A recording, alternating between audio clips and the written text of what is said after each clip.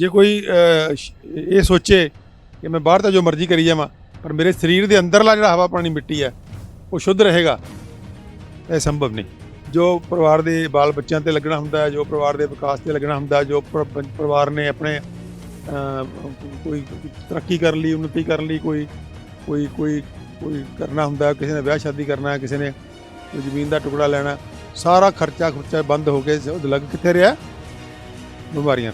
हुण आउंदे आउंदे हद इस हद तक आ गई गल जिहड़े अज हुण हस्पताल आ गए हैं, जे तुसीं उस हस्पताल किते बदकिस्मती नाल वड़ गए जो तुहाडी दुर्दशा होंदी आपां रोज़ फेस करदे हां, रोज़ उसदे विच चलदे।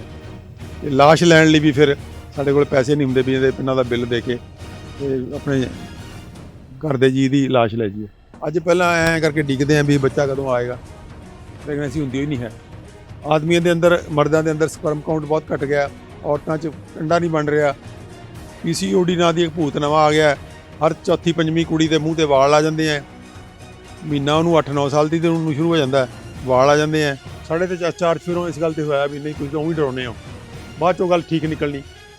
कैंसर वाली गल भी ठीक निकली, कैंसर इधर ज़्यादा है, काला पीली वाली गल भी ठीक निकली, वो भी ज़्यादा है। साइंस ने प्रूव करता कि जे वो तुहाडे अंदरला गट फ्लोरा मर जाए तो तुसीं कुछ दिन तक दे मेहमान हो, बस समझ लो भी गए तुसीं। जिवें जिवें शुक्राणुओं की गिनती मर्दां च घट रही है, उस प्रपोर्शन च जिस प्रपोर्शन धरती के थल्ले सूक्ष्म जीव घट रहे हैं। नमस्कार सारिਆਂ ਨੂੰ। Doctor Om Prakash Rupala natural farming training centre ਤੇ ਤੁਹਾਡਾ ਸਾਰਿਆਂ ਦਾ ਸਵਾਗਤ ਹੈ। ਤੁਹਾਨੂੰ ਸਾਰਿਆਂ ਨੂੰ ਜੀ ਆਇਆਂ ਨੂੰ। ਤੇ ਅੱਜ ਸਾਡੇ ਵਿੱਚ ਜਿਹੜੇ ਮੁੱਖ ਮਹਿਮਾਨ ਆਏ हैं ਉਹ ਡਾਕਟਰ ਅਮਰ ਸਿੰਘ ਆਜ਼ਾਦ ਜੀ। ਡਾਕਟਰ ਅਮਰ ਸਿੰਘ ਆਜ਼ਾਦ ਜੀ ਡਬਲ MD ਹੈਗੇ ਹੈ। ਇੱਕ MD ਇਹਨਾਂ ਨੇ ਕੀਤੀ ਪ੍ਰੀ ਡਾਇਟਿਕਸ ਤੇ ਇੱਕ ਕੀਤੀ ਕਮਿਊਨਿਟੀ ਮੈਡੀਸਨ ਤੇ ਹੁਣ ਡਾਕਟਰ ਅਮਰ ਸਿੰਘ ਆਜ਼ਾਦ ਜੀ ਖੇਤੀ ਵਿਰਾਸਤ ਮਿਸ਼ਨ ਨਾਲ 2005 ਤੋਂ ਜੁੜੇ ਹੋਏ ਹੈ ਤੇ ਖੇਤੀ ਵਿਰਾਸਤ ਮਿਸ਼ਨ ਦਾ ਇੱਕ ਡਿਪਾਰਟਮੈਂਟ ਹੈਗਾ ਹੈ department for holistic health and environmental health ਤੇ ਉਹਦੇ ਡਾਇਰੈਕਟਰ ਵੀ ਹੈ। ਤੇ ਡਾਕਟਰ ਅਮਰ ਸਿੰਘ ਆਜ਼ਾਦ ਜੀ ਦਾ ਇੱਥੇ ਆਇਆ ਤੇ ਜੀ ਆਇਆਂ ਨੂੰ। ਤੁਸੀਂ ਪੰਜਾਬ 'ਚ ਪੂਰੇ ਪੰਜਾਬ 'ਚ ਜਿਹੜੀ ਮਿਲਟਸ ਦੀ ਗੱਲ ਸੁਣਦੇ ਹੋ, ਜਿਹੜੀ ਹੋਲਿਸਟਿਕ ਹੈਲਥ ਦੀ ਗੱਲ ਸੁਣਦੇ ਹੋ, ਉਹਦੇ ਤੇ ਡਾਕਟਰ ਸਾਹਿਬ ਗੱਲ ਕਰਦੇ ਹੈ। ਅੱਜ ਡਾਕਟਰ ਸਾਹਿਬ ਦਾ ਜਿਹੜਾ ਟੌਪਿਕ ਹੈਗਾ ਹੈ ਉਹ inter relation of food farming and health ਇਹਦੇ ਤੇ ਹੈ। ਇੱਕ ਗੱਲ ਆਪਾਂ ਸਾਰਿਆਂ ਨੇ ਸੁਣੀ ਹੋਏਗੀ, ਜੈਸਾ ਖਾਏ ਅੰਨ ਵੈਸਾ ਹੋਏ ਮਨ, ਜੈਸਾ ਪੀਏ ਪਾਣੀ ਤੈਸੀ ਹੋਏ ਵਾਣੀ, ਤੇ ਜੈਸੀ ਵਾਣੀ ਵੈਸਾ ਪ੍ਰਾਣੀ। तो ਉਹੀ ਗੱਲ ਹੈ, ਉਹਨਾਂ ਤੇ ਡਾਕਟਰ ਸਾਹਿਬ ਗੱਲ ਕਰਨਗੇ। ਹੁਣ ਡਾਕਟਰ ਸਾਹਿਬ ਨੂੰ ਇਨਵਾਈਟ ਕਰਨ ਵਾਸਤੇ ਮੈਂ ਸੱਦਾ ਦੇਵਾਂਗਾ ਕਮਲਜੀਤ ਹੇਰ ਸਾਹਿਬ ਨੂੰ। ਉਹ ਇਸ ਟ੍ਰੇਨਿੰਗ ਸੈਂਟਰ ਦੀ ਰੂਪਰੇਖਾ ਬਾਰੇ ਥੋੜ੍ਹਾ ਜਿਹਾ ਦੱਸਣ ਤੇ ਡਾਕਟਰ ਸਾਹਿਬ ਨੂੰ ਇਨਵਾਈਟ ਕਰਨ। ਮਾਨਨੀय ਸ਼੍ਰੀ ਕਮਲਜੀਤ ਸਿੰਘ ਹੇਰ ਜੀ।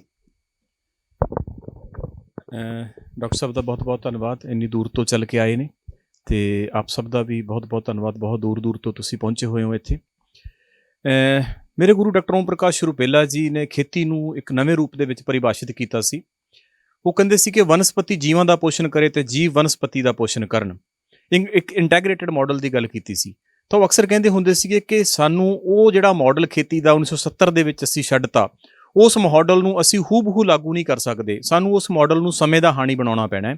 ਅਸੀਂ ਉਸ ਮਾਡਲ ਨੂੰ ਸਮੇਂ ਦਾ ਹਾਣੀ ਬਣਾ ਕੇ ਤੇ ਇੱਕ ਨਵਾਂ ਉਸੇ ਮਾਡਲ ਨੂੰ ਇੱਕ ਇਵੋਲਵ ਕਰਕੇ ਤੇ ਉਹਨੂੰ ਪੰਜਾਬ ਦੇ ਵਿੱਚ ਲਾਗੂ ਕਰਾਂਗੇ। ਪਹਿਲਾਂ ਅਸੀਂ ਉਸ ਮਾਡਲ ਦੀ ਖੋਜ ਕਰਾਂਗੇ, ਉਸ ਮਾਡਲ ਨੂੰ ਲੱਭਾਂਗੇ, ਫਿਰ ਉਸ ਮਾਡਲ ਨੂੰ ਸਪਰੈਡ ਕਰਾਂਗੇ। ਤਾਂ ਉਹਨਾਂ ਦੇ ਮਿਸ਼ਨ ਦੇ 2 ਪਾਰਟ ਸੀਗੇ ਕਿ ਕੈਮੀਕਲ ਖੇਤੀ ਦਾ ਅਲਟਰਨੇਟਿਵ ਮਾਡਲ ਖੜਾ ਕਰਨਾ ਤੇ ਫਿਰ ਉਸ ਮਾਡਲ ਨੂੰ ਸਪਰੈਡ ਕਰਨਾ। ਤਾਂ ਡਾਕਟਰ ਰੁਪੇਲਾ ਦੀ ਅਗਵਾਈ ਦੇ ਵਿੱਚ ਅਸੀਂ 2013 ਤੋਂ ਇਸ ਫਾਰਮ ਦੇ ਉੱਪਰ ਉਸ ਮਾਡਲ ਦੀ ਐਵੋਲੂਸ਼ਨ ਵਾਸਤੇ ਕੰਮ ਕਰਨਾ ਸ਼ੁਰੂ ਕੀਤਾ। ਤੇ 7-8 ਸਾਲਾਂ ਬਾਅਦ ਜਦੋਂ ਮੈਨੂੰ ਲੱਗਿਆ ਕਿ ਕੁਛ ਨਾ ਕੁਛ ਜੋ ਗਿਆਨ ਇਕੱਠਾ ਕੀਤਾ ਹੈਗਾ ਗਲਤੀਆਂ ਕਰ ਕਰਕੇ ਹੁਣ ਇਹਨੂੰ ਸਪਰੈਡ ਕਰਨਾ ਚਾਹੀਦਾ ਹੈ। ਤੇ ਡਾਕਟਰ ਰੁਪੇਲਾ ਦਾ ਜਿਹੜਾ ਮਿਸ਼ਨ ਸੀਗਾ, ਜਿਹੜਾ ਦੂਸਰਾ ਪਾਰਟ ਸੀ ਉਹਦਾ, ਕਿ ਸਾਨੂੰ ਹੁਣ ਇਹਦੀ ਜੋ ਗਿਆਨ ਤਿਲਫੁਲ ਇਕੱਠਾ ਕੀਤਾ ਹੈ ਉਹਨੂੰ ਆਮ ਜਨ ਤੱਕ ਪਹੁੰਚਣ ਵਾਸਤੇ ਸਾਨੂੰ ਉਪਰਾਲਾ ਕਰਨਾ ਚਾਹੀਦਾ ਹੈ। ਤਾਂ ਸਭ ਤੋਂ ਪਹਿਲਾਂ ਅਸੀਂ ਇੱਕ 1 ਡੇ ਟ੍ਰੇਨਿੰਗ ਸਟਾਰਟ ਕੀਤੀ। ਉਸ 1 ਡੇ ਟ੍ਰੇਨਿੰਗ 1 ਸਾਲ ਅਸੀਂ ਲਗਾਈ। ਤਾਂ ਫਿਰ ਸਾਨੂੰ ਲੱਗਿਆ ਕਿ ਪੂਰੀ ਫਿਲੋਸਫੀ, ਪੂਰਾ ਕਨਸੈਪਟ ਇੱਕ ਦਿਨ ਦੇ ਵਿੱਚ ਕੰਪਲੀਟ ਨਹੀਂ ਹੁੰਦਾ, ਤੇ ਅਸੀਂ ਇਹਨੂੰ ਜਿਹੜਾ ਹੈਗਾ 5 ਡੇ ਟ੍ਰੇਨਿੰਗ ਦੇ ਰੂਪ ਦਈਏ। ਫਿਰ ਅਸੀਂ ਪਿਛਲੇ 6 ਮਹੀਨਿਆਂ ਤੋਂ ਇਹਨੂੰ 5 ਡੇ ਟ੍ਰੇਨਿੰਗ ਸਟਾਰਟ ਕੀਤੀ। 5 ਟ੍ਰੇਨਿੰਗ ਅਸੀਂ ਤੋਂ ਪਹਿਲਾਂ ਲਾ ਚੁੱਕੇ ਹਾਂ ਤੇ ਇਹ ਹੁਣ 6ਵੀਂ ਟ੍ਰੇਨਿੰਗ ਹੈਗੀ ਹੈ। ਤੇ ਇਹ ਅਸੀਂ ਪਲਾਨ ਕੀਤਾ ਹੈਗਾ ਕਿ ਸਾਲ ਦੇ ਵਿੱਚ ਟੋਟਲ 10 ਟ੍ਰੇਨਿੰਗਾਂ, ਇਹ 5 ਡੇ ਟ੍ਰੇਨਿੰਗਾਂ ਅਸੀਂ ਲਾਇਆ ਕਰਾਂਗੇ। ਤੇ ਜਿਹਦੇ ਵਿੱਚੋਂ ਲਾਸਟ ਵਾਲੀ ਜਿਹੜੀ 10ਵੀਂ ਜਿਹੜੀ ਟ੍ਰੇਨਿੰਗ ਹੈਗੀ ਹੈ ਉਹ 25 ਦਸੰਬਰ ਉਹਦੀ ਡੇਟ ਆਲਰੇਡੀ ਅਸੀਂ ਫਿਕਸ ਕਰ ਲਈ ਹੈ। ਉਹਦੀ 25 ਤੋਂ 29 ਦਸੰਬਰ ਹੀ ਹਰ ਸਾਲ ਹੋਇਆ ਕਰੂਗੀ। ਤੇ ਉਸ ਟ੍ਰੇਨਿੰਗ ਦੇ ਵਿੱਚ ਇੱਕ ਮੈਗਾ ਟ੍ਰੇਨਿੰਗ ਹੋਊਗੀ ਜਿਹਦੇ ਵਿੱਚ ਸਾਡੇ ਕੋਲੇ 50 ਸੀਟਾਂ ਹੋਣਗੀਆਂ ਤੇ 50 ਲੋਕਾਂ ਦੇ ਰਹਿਣ ਦੀ ਵਿਵਸਥਾ ਹੋਊਗੀ ਇੱਥੇ। ਤੇ ਇਹਦੇ ਵਿੱਚ ਅਸੀਂ ਕੰਪਲੀਟ ਜਿਹੜਾ ਹੈਗਾ ਪੂਰਾ ਕਨਸੈਪਟ ਉਹਦੀ ਗੱਲ ਕਰਾਂਗੇ ਇਹਦੇ ਵਿੱਚ ਅਸੀਂ ਇਹਨੂੰ 2 ਭਾਗਾਂ ਦੇ ਵਿੱਚ ਵੰਡਿਆ ਹੋਇਆ। ਟੋਟਲ 12 ਸੈਸ਼ਨ ਨੇ ਸਾਡੇ। 12 ਸੈਸ਼ਨ ਦੇ ਵਿੱਚੋਂ ਜਿਹੜਾ ਹੈਗਾ ਇੱਕ ਸੈਸ਼ਨ ਸਾਡਾ ਹੈਗਾ ਆਫ ਦਾ ਫਾਰਮ, ਜੋ ਪ੍ਰੋਬਲਮਸ ਆਉਂਦੀਆਂ ਨੇ ਜਦੋਂ ਅਸੀਂ ਲਾਈਨ ਤੋਂ ਹਟ ਕੇ ਗੱਲ ਕਰਦੇ ਹਾਂ ਤਾਂ ਤੁਹਾਨੂੰ ਸਮਾਜ ਵੱਲੋਂ ਕੀ ਸਮੱਸਿਆਵਾਂ ਆਉਂਦੀਆਂ ਨੇ, ਪਰਿਵਾਰ ਵੱਲੋਂ ਕੀ ਆਉਂਦੀਆਂ ਨੇ, ਇੱਕ ਉਹਦੀ ਗੱਲ ਕਰਦੇ ਹਾਂ। ਤੇ 11 ਸੈਸ਼ਨ ਸਾਡੇ ਜਿਹੜੇ ਹੈਗੇ ਆ ਉਹ ਔਨ ਦਾ ਫਾਰਮ, ਜੋ ਸਮੱਸਿਆਵਾਂ ਨੇ ਸਾਡੀਆਂ, ਉਹਦੇ ਤੇ ਗੱਲ ਹੁੰਦੀ ਹੈ। ਤਾਂ ਉਹਦੀਆਂ ਜਿਹੜੇ 11 ਸੈਸ਼ਨ ਦੇ ਵਿੱਚੋਂ ਇੱਕ ਸਾਡਾ ਸੈਸ਼ਨ ਹੈਗਾ ਕਿ ਖੇਤੀ, ਖੁਰਾਕ ਤੇ ਸਿਹਤ ਦਾ ਆਪਸ ਵਿੱਚ ਕੀ ਸੰਬੰਧ ਹੈਗਾ, ਕਿਵੇਂ ਤੁਹਾਡੀ ਸਿਹਤ ਜਿਹੜੀ ਹੈਗੀ ਹੈ ਉਹ ਪ੍ਰਭਾਵਿਤ ਹੁੰਦੀ ਹੈ ਗਲਤ ਖੁਰਾਕ ਦੇ ਨਾਲ, ਕਿਵੇਂ ਤੁਹਾਡੀ ਖੁਰਾਕ ਜਿਹੜੀ ਹੈਗੀ ਉਹ ਪ੍ਰਭਾਵਿਤ ਹੁੰਦੀ ਹੈ ਖੇਤੀ ਦੇ ਗਲਤ ਢੰਗ ਦੇ ਨਾਲ। ਸੋ ਉਹਨਾਂ ਵਿਸ਼ਿਆਂ ਦੇ, ਉਸ ਵਿਸ਼ੇ ਦੇ ਉੱਪਰ ਗੱਲ ਕਰਨ ਦੇ ਲਈ ਅਸੀਂ ਬੇਨਤੀ ਕੀਤੀ ਸੀ ਡਾਕਟਰ ਅਮਰ ਸਿੰਘ ਆਜ਼ਾਦ ਜੀ ਹੋਰਾਂ ਨੂੰ। ਇਹ ਬੜੀ ਦੂਰ ਤੋਂ ਚੱਲ ਕੇ ਪੰਜਾਬ ਦੇ ਇੱਕ ਕੋਨੇ ਤੇ ਪਹੁੰਚੇ ਨੇ ਤੇ ਮੈਂ ਤਹਿ ਦਿਲ ਤੋਂ ਇਹਨਾਂ ਦਾ ਸ਼ੁਕਰਗੁਜ਼ਾਰ ਹਾਂ। ਤੇ ਇੰਨੇ ਧੁੰਦ ਦੇ ਸਮੇਂ, ਮੌਸਮ ਦੇ ਵਿੱਚ ਵੀ ਇੰਨੀ ਦੂਰ ਤੋਂ ਚੱਲ ਕੇ ਆਏ ਨੇ। ਸੋ ਮੈਂ ਜ਼ਿਆਦਾ ਸਮਾਂ ਨਾ ਲੈਂਦਾ ਹੋਇਆ ਡਾਕਟਰ ਆਜ਼ਾਦ ਸਾਹਿਬ ਨੂੰ ਬੇਨਤੀ ਕਰੂੰਗਾ ਕਿ ਉਹ ਇਸ ਵਿਸ਼ੇ ਦੇ ਉੱਤੇ ਆਪਣੇ ਵਿਚਾਰ ਰੱਖਣਗੇ। ਡਾਕਟਰ ਅਮਰ ਸਿੰਘ ਆਜ਼ਾਦ ਜੀ। ਤਾਂ ਸਾਰੇ ਦੋਸਤਾਂ ਨੂੰ ਬਹੁਤ ਹੀ ਪਿਆਰ ਭਰੀ ਸਤਿ ਸ਼੍ਰੀ ਅਕਾਲ ਜੀ। ਤੁਸੀਂ ਬਹੁਤ ਹੀ ਜਿਸ ਥਾਂ ਤੇ ਆਪਾਂ ਇਕੱਠੇ ਹਾਂ, ਇੱਕ ਸਾਡਾ ਇੱਕ ਡਰੀਮ ਪ੍ਰੋਜੈਕਟ ਜਿਹਨੂੰ ਕਹਿੰਦੇ ਆ, ਸਾਡਾ ਸਭ ਦਾ ਖੇਤੀ ਵਿਰਾਸਤ ਮਿਸ਼ਨ ਨੇ ਸਭ ਤੋਂ ਪਹਿਲਾਂ ਡਰੀਮ ਲਿੱਤਾ ਪੰਜਾਬ 'ਚ, ਅਮਰਿੰਦਰ ਦੱਤ ਜੀ। ਅੱਜ ਉਹ ਨਹੀਂ, ਉਹ ਦਿੱਲੀ ਗਏ ਹੋਏ ਆ। ਮੈਂ ਉਹਨਾਂ ਨਾਲ 2005 ਤੋਂ ਜੁੜਿਆ, ਲੇਕਿਨ ਉਹ ਉਸ ਤੋਂ ਵੀ ਪਹਿਲਾਂ, ਮੇਰੇ ਖਿਆਲ 'ਚ 5-6 ਸਾਲ ਪਹਿਲਾਂ ਤੋਂ ਕੰਮ ਕਰ ਰਹੇ ਸੀਗੇ ਇੱਥੇ। ਅਤੇ ਉਹ ਸਭ ਤੋਂ ਪਹਿਲਾਂ ਇਹ ਆਈਡੀਆ ਲੈ ਕੇ ਆਏ, ਵਿਚਾਰ ਲੈ ਕੇ ਆਏ ਕਿ ਪੰਜਾਬ ਦੇ ਅੰਦਰ ਜਿਹੜੀ ਇਹ ਖੇਤੀ ਦੀ ਲੋੜ ਹੈ, ਜਿਹੜੀ ਕਿ ਜ਼ਹਿਰ ਮੁਕਤ ਖੇਤੀ ਹੋਵੇ। ਉਹ ਲੋੜ ਉਹਨਾਂ ਨੇ ਜਿਹੜੀ ਸਮਝੀ, ਅਤੇ ਫਿਰ ਜੋ ਸਾਡੀਆਂ ਬਾਅਦ 'ਚ ਡਿਸਕਸ਼ਨਸ ਹੁੰਦੀਆਂ ਰਹੀਆਂ, ਸਾਡੀ ਜਿਹੜੀ ਵਿਚਾਰ ਵਟਾਂਦਰਾ ਹੁੰਦਾ ਰਿਹਾ ਪਿਛਲੇ 15-16 ਸਾਲ ਤੋਂ, ਕਿ ਪੰਜਾਬ ਦੇ ਅੰਦਰ ਖਾਸ ਤੌਰ 'ਤੇ ਔਰ ਦੇਸ਼ ਦੇ ਵਿੱਚ ਜਨਰਲੀ ਕੁਛ ਇਹੋ ਜਿਹੀਆਂ ਗੱਲਾਂ ਹੋ ਰਹੀਆਂ ਨੇ, ਕੁਛ ਇਹੋ ਜਿਹਾ ਕੁਛ ਵਾਪਰ ਰਿਹਾ ਜਿਹੜਾ ਕਿ ਬਹੁਤ ਹੀ ਨੁਕਸਾਨ ਕਰ ਰਿਹਾ। ਉਸ ਨੁਕਸਾਨ ਬਾਰੇ ਅਸੀਂ ਖੁਦ ਚੇਤਨ ਹੋਏ। ਬਹੁਤ ਤਰੀਕੇ ਨਾਲ ਅਸੀਂ ਬਾਹਰੋਂ ਵੀ ਬੰਦੇ ਬੁਲਾਉਂਦੇ ਸੀਗੇ, ਰਿਸੋਰਸ ਪਰਸਨ ਸਿੱਖਣ ਲਈ। ਕੁਛ ਅਸੀਂ ਲੋਕਾਂ 'ਚ ਜਾ ਕੇ ਸਿੱਖਿਆ, ਜਿਵੇਂ ਆਪਾਂ ਇਕੱਠੇ ਬੈਠੇ ਇੱਦਾਂ ਦੀਆਂ ਮੀਟਿੰਗਾਂ ਕੀਤੀਆਂ, ਸੱਥਾਂ 'ਚ ਬੈਠੇ ਜਾ ਕੇ। ਤਾਂ ਸਾਰਾ ਅਸੀਂ ਬਹੁਤ ਜਿਹਨੂੰ ਕਹਿੰਦੇ ਆ ਮਿਹਨਤ ਕੀਤੀ ਗੱਲ ਨੂੰ ਸਮਝਣ ਲਈ। ਅਤੇ ਫਿਰ ਉਸ ਗੱਲ ਨੂੰ, ਕਿਉਂਕਿ ਸਮਝੇ ਬਿਨਾਂ ਤੁਸੀਂ ਅਗਰ ਸੱਚ ਨੂੰ ਬਦਲਣਾ ਹੋਵੇ ਤਾਂ ਪਹਿਲਾਂ ਸੱਚ ਨੂੰ ਸਮਝਣਾ ਪੈਂਦਾ। ਸਮਝੇ ਬਿਨਾਂ ਸੱਚ ਬਦਲਿਆ ਨਹੀਂ ਜਾ ਸਕਦਾ। ਜੇ ਤੁਹਾਨੂੰ ਸੱਚ ਦੀ ਸਮਝ ਹੀ ਠੀਕ ਨਾ ਆਈ ਤਾਂ ਤੁਸੀਂ ਬਦਲ ਨਹੀਂ ਸਕਦੇ। ਜੇ ਬਦਲਣਾ ਤਾਂ ਪਹਿਲਾਂ ਸਮਝੋ। ਤਾਂ ਅਸੀਂ ਨਾਲ ਨਾਲ ਸਮਝਣ ਦੀ ਕੋਸ਼ਿਸ਼ ਕਰਦੇ ਰਹੇ, ਨਾਲ ਨਾਲ ਜੋ ਸਮਝ ਆਉਂਦੀ ਸੀ ਉਹਨੂੰ ਅੱਗੇ ਵੰਡਣ ਦੀ ਕੋਸ਼ਿਸ਼ ਕਰਦੇ ਰਹੇ। ਔਰ ਸਾਡੀਆਂ ਮੀਟਿੰਗਾਂ ਦੇ ਵਿੱਚ ਬਹੁਤ ਜਿਹੜਾ ਮਾਹੌਲ ਹੁੰਦਾ ਸੀ, ਬਹੁਤ ਜ਼ਿਆਦਾ ਸਾਨੂੰ ਕੋਈ ਇਨਕਰੇਜ ਕਰਨ ਵਾਲਾ ਨਹੀਂ ਸੀ ਹੁੰਦਾ। ਕਦੇ ਕਿਸਾਨਾਂ ਦੀ ਅਸੀਂ ਟ੍ਰੇਨਿੰਗ ਕਰਦੇ ਸੀ, ਕਦੇ 10 ਆ ਰਹੇ ਹਾਂ, ਕਦੇ 15 ਆ ਰਹੇ ਹਾਂ, ਕਦੇ ਬਹੁਤ ਮਤਲਬ ਕੋਈ ਬਹੁਤ ਵਧੀਆ ਰਿਸਪੌਂਸ ਨਹੀਂ ਸੀ ਆਉਂਦਾ ਹੁੰਦਾ। ਔਰ ਅਮਰਿੰਦਰ ਜੀ ਅਤੇ ਮੈਂ ਅਕਸਰ ਜਦੋਂ ਕਦੀ ਇਕੱਲੇ ਬੈਠਦੇ ਸੀ, ਅਸੀਂ ਬਹੁਤ ਇਸ ਗੱਲ 'ਤੇ ਵਿਚਾਰ ਵੀ ਕਰਦੇ ਸੀ ਕਿ ਕਦੀ ਮੂਵਮੈਂਟ ਬਣੇਗੀ। ਔਰ ਮੈਂ ਅਕਸਰ ਅਮਰਿੰਦਰ ਜੀ ਨੂੰ ਕਹਿੰਦਾ ਹੁੰਦਾ ਸੀ ਕਿ ਜਿਹੜਾ ਪਹਿਲਾ ਹਿੱਸਾ ਹੁੰਦਾ ਹੈ ਕਿਸੇ ਵੀ ਚੀਜ਼ ਨੂੰ ਬਦਲਣ ਦਾ, ਉਹ ਬੜਾ ਇੱਦਾਂ ਦਾ ਹੀ ਹੁੰਦਾ, ਬਹੁਤ ਸੰਘਰਸ਼ ਵਾਲਾ ਹੁੰਦਾ। ਜਿੱਦਾਂ ਕਮਲ ਜੀ ਦਾ ਸਾਰਾ ਇਹ ਅਕਸਰ ਇਹਨਾਂ ਦੀ ਜਿਹੜੀ ਪਰਸਨਲ ਲਾਈਫ ਹੈ, ਜਿੱਦਾਂ ਉਹ ਉਹਦੇ ਸੰਘਰਸ਼ਾਂ 'ਚੋਂ ਲੰਘੀ, ਉੱਦਾਂ ਹੀ ਜਦੋਂ ਕੋਈ ਵੀ ਕੋਸ਼ਿਸ਼ ਆਪਾਂ ਕਰਦੇ ਹਾਂ ਬਦਲਣ ਦੀ ਤਾਂ ਉਹ ਸੰਘਰਸ਼ਾਂ ਭਰਪੂਰ ਹੁੰਦੀ ਹੈ। ਉਹਦੇ ਵਿੱਚ ਬਹੁਤ ਵਾਰੀ ਮਾਯੂਸੀ ਹੁੰਦੀ ਹੈ, ਬਹੁਤ ਵਾਰੀ ਡਿਮੋਰਲਾਈਜ਼ ਹੁੰਦਾ ਬੰਦਾ, ਬਹੁਤ ਵਾਰੀ ਬੰਦੇ ਨੂੰ ਲੱਗਦਾ ਕਿ ਨਹੀਂ ਇਹ ਤਾਂ ਕੁਛ ਨਹੀਂ ਹੋਣਾ, ਕਿਵੇਂ ਬਦਲੇਗਾ, ਲੋਕ ਗੱਲ ਨਹੀਂ ਸੁਣਦੇ, ਜੇ ਸੁਣਦੇ ਆ ਤਾਂ ਉਹ ਨੁਕਤਾਚੀਨੀ ਕਰਦੇ ਆ। ਤਾਂ ਬੜਾ ਕੁਛ ਉਹ ਸਾਰੇ ਅਪਸ ਐਂਡ ਡਾਊਨ ਜਿਹੜੇ ਨੇ, ਉਹ ਊਚ ਨੀਚ ਜਿਹੜੀ ਆ ਉਹਦੇ 'ਚੋਂ ਲੰਘਦੇ ਹੋਏ, ਤਾਂ ਉਹਦੇ 'ਚ ਅਕਸਰ ਅਸੀਂ ਜਿਹੜਾ ਇਹ ਜੋ ਦੇਖਿਆ ਪੰਜਾਬ ਦੇ ਅੰਦਰ ਕਿ ਕਿਸ ਢੰਗ ਦੇ ਨਾਲ ਪੰਜਾਬ ਦੀ ਮਿੱਟੀ ਜਿਹੜੀ ਆ ਬਹੁਤ ਤੇਜ਼ੀ ਨਾਲ ਖਰਾਬ ਹੋ ਰਹੀ ਆ, ਉਹ ਬੰਜਰ ਹੋਣ ਵੱਲ ਜਾ ਰਹੀ ਹੈ। ਕਿਸ ਢੰਗ ਦੇ ਨਾਲ ਪਾਣੀ ਜਿਹੜਾ ਹੈ ਉਹ ਅਸੀਂ ਮੁਕਾ ਵੀ ਦਿੱਤਾ ਥਲੜਾ, ਅਤੇ ਬਹੁਤ ਬੁਰੀ ਤਰ੍ਹਾਂ ਪਲੀਤ ਕਰਤਾ। ਹਵਾ ਦਾ ਹਾਲ ਵੀ ਬਹੁਤ ਚੰਗਾ ਨਹੀਂ ਹੈ, ਹਵਾ ਵੀ ਸਾਡੀ ਬਹੁਤ ਪ੍ਰਦੂਸ਼ਿਤ ਹੈ। ਤਾਂ ਹਵਾ, ਪਾਣੀ, ਮਿੱਟੀ, ਆਪਾਂ ਨੂੰ ਪਤਾ ਵੀ 3 ਚੀਜ਼ਾਂ ਜਿਹੜੀਆਂ ਨੇ ਇਹ ਆਧਾਰ ਨੇ ਪੂਰੇ ਜੀਵਨ ਦਾ। ਤਾਂ ਤਿੰਨੇ ਹੀ ਇਸ ਵੇਲੇ ਸਾਡੀ ਇਸ ਖਿੱਤੇ ਦੇ ਅੰਦਰ ਅਸੀਂ ਬਹੁਤ ਬੁਰੀ ਤਰ੍ਹਾਂ ਪ੍ਰਦੂਸ਼ਿਤ ਕੀਤੀਆਂ ਹੋਈਆਂ। ਬਾਕੀ ਜਿਹੜੇ ਦੋ ਤੱਤ ਨੇ ਖਰ ਉਹ ਮਨੁੱਖ ਦੀ ਵਿੱਤੋਂ ਬਾਹਰ ਹੀ ਹੈ। ਮਨੁੱਖ ਦੀਆਂ ਜਿਹੜੀਆਂ ਗਲਤੀਆਂ ਨੇ ਉਹ ਦੋ ਤੱਤਾਂ ਨੂੰ ਪ੍ਰਭਾਵਿਤ ਨਹੀਂ ਕਰਦੀਆਂ। ਉਹ ਆਕਾਸ਼ ਤੇ ਊਰਜਾ ਨੂੰ ਉਹ ਜਿਹੜੀ ਸਾਇੰਟਿਸਟਾਂ ਨੇ ਉਹਨਾਂ ਨੂੰ ਵੀ ਅੱਜ ਪ੍ਰਭਾਵਿਤ ਕਰਨਾ ਸ਼ੁਰੂ ਕਰ ਦਿੱਤਾ ਹੋਇਆ, ਲੇਕਿਨ ਉਹ ਅਜੇ ਬਹੁਤ ਜ਼ਿਆਦਾ ਪ੍ਰਭਾਵਿਤ ਨਹੀਂ ਹੋਈਆਂ। ਸੋ ਉਹ ਜਿਹੜੀ ਹਵਾ ਮਿੱਟੀ ਪਾਣੀ ਦਾ ਜਿਹੜਾ ਪਲੀਤ ਹੋਣਾ ਹੈ ਉਹ ਕਿਤੇ ਨਾ ਕਿਤੇ ਅੱਗੇ ਆ ਕੇ ਜੀਵ ਜੰਤੂਆਂ ਦੀ ਸਿਹਤ 'ਚ ਬਦਲ ਜਾਂਦਾ, ਕਿਉਂਕਿ ਜਿਸ ਥਾਂ ਦਾ ਜਿਸ ਖਿੱਤੇ ਦਾ ਹਵਾ ਪਾਣੀ ਧਰਤੀ ਪ੍ਰਦੂਸ਼ਿਤ ਹੋ ਗਈ ਉਹਦੇ ਅੰਦਰ ਜੀਵ ਜੰਤੂ ਫਿਰ ਉਹ ਨਾਲ ਦੀ ਨਾਲ ਮਾਰ ਚਾਉਣਾ ਸ਼ੁਰੂ ਹੋ ਜਾਂਦਾ, ਕਿਉਂਕਿ ਜਿਹੜੇ ਹਵਾ ਪਾਣੀ ਮਿੱਟੀ ਹੈ ਜੋ ਬਾਹਰ ਹੈ ਉਹੀ ਸਾਡੇ ਜੀਵਾਂ ਦੇ ਅੰਦਰ ਹੁੰਦਾ। ਇਹ ਕੋਈ ਅੱਡ ਨਹੀਂ ਹੁੰਦਾ। ਜੋ ਹਵਾ ਬਾਹਰ ਹੈ ਉਹੀ ਅੰਦਰ ਹੈ, ਜੋ ਪਾਣੀ ਬਾਹਰ ਹੈ ਉਹੀ ਅੰਦਰ ਹੈ, ਜੋ ਮਿੱਟੀ ਬਾਹਰ ਹੈ ਉਹੀ ਅੰਦਰ ਹੈ। ਤਾਂ ਉਹ ਜੇ ਬਾਹਰ ਪਲੀਤ ਹੋਇਆ ਤਾਂ ਅੰਦਰਲਾ ਵੀ ਪਲੀਤ ਹੋਏਗਾ ਹੀ ਹੋਏਗਾ, ਉਹਨੂੰ ਕੋਈ ਦੁਨੀਆ ਦੀ ਸ਼ਕਤੀ ਰੋਕ ਨਹੀਂ ਸਕਦੀ।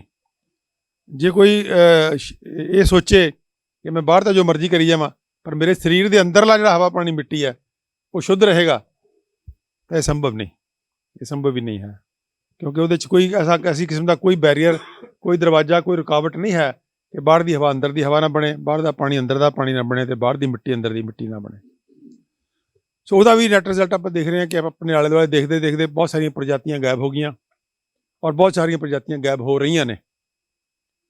ਕਿੰਨੀ ਕਿਸਮ ਦੀਆਂ ਚਿੜੀਆਂ ਗਾਇਬ ਹੋ ਗਈਆਂ, ਗਿੱਧ ਗਾਇਬ ਹੋ ਗਈ, ਇੱਲਾਂ ਬਹੁਤ ਘੱਟ ਰਹੀਆਂ ਨੇ।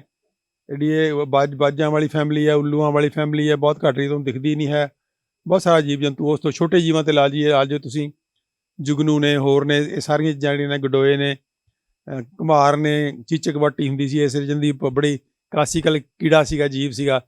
ਪਤਾ ਨਹੀਂ ਤੁਹਾਡੇ ਵਾਲੀ ਹੁਣ ਵਾਲੀ ਪੀੜ੍ਹੀ ਨੇ ਤਾਂ ਦੇਖਿਆ ਵੀ ਨਹੀਂ ਹੋਣਾ। ਉਹ ਚੀਚਕ ਵਾਟੀ ਤੁਸੀਂ ਦੇਖੀ ਹੋਣੀ ਹੈ, ਬੜਾ ਸੋਹਣਾ ਜਿਹਾ ਕੀਟ ਹੁੰਦਾ ਸੀਗਾ, ਅਤੇ ਉਹਨੂੰ ਜਿਵੇਂ ਸੁਨੀਲ ਦਾ ਕੱਪੜਾ ਹੁੰਦਾ ਉੱਦਾਂ ਦੀ ਉਹਦੀ ਫੀਲ ਹੁੰਦੀ ਸੀ। ਉਹ ਇੱਥੋਂ ਇਹ ਸਾਰੀਆਂ ਗਾਇਬ ਹੋ ਰਹੀਆਂ ਨੇ। ਉਹ ਗਾਇਬ ਕਿਉਂ ਹੋ ਰਹੀਆਂ ਨੇ? ਕਿਉਂਕਿ ਜਿਸ ਵਾਤਾਵਰਨ 'ਚ ਉਹ ਵਿਚਰਦੇ ਸੀਗੇ, ਜਿਸ ਵਾਤਾਵਰਨ 'ਚ ਉਹ ਜਿਉਂਦੇ ਸੀਗੇ, ਉਹ ਵਾਤਾਵਰਨ ਉਹਨਾਂ ਦੇ ਜੀਵਨ ਦੇ ਅਨੁਕੂਲ ਨਹੀਂ ਰਿਹਾ। ਔਰ ਜਦੋਂ ਇਹ ਸਭ ਤੋਂ ਪਹਿਲਾਂ ਕੌਣ ਮਾਰ 'ਚ ਆਉਂਦਾ?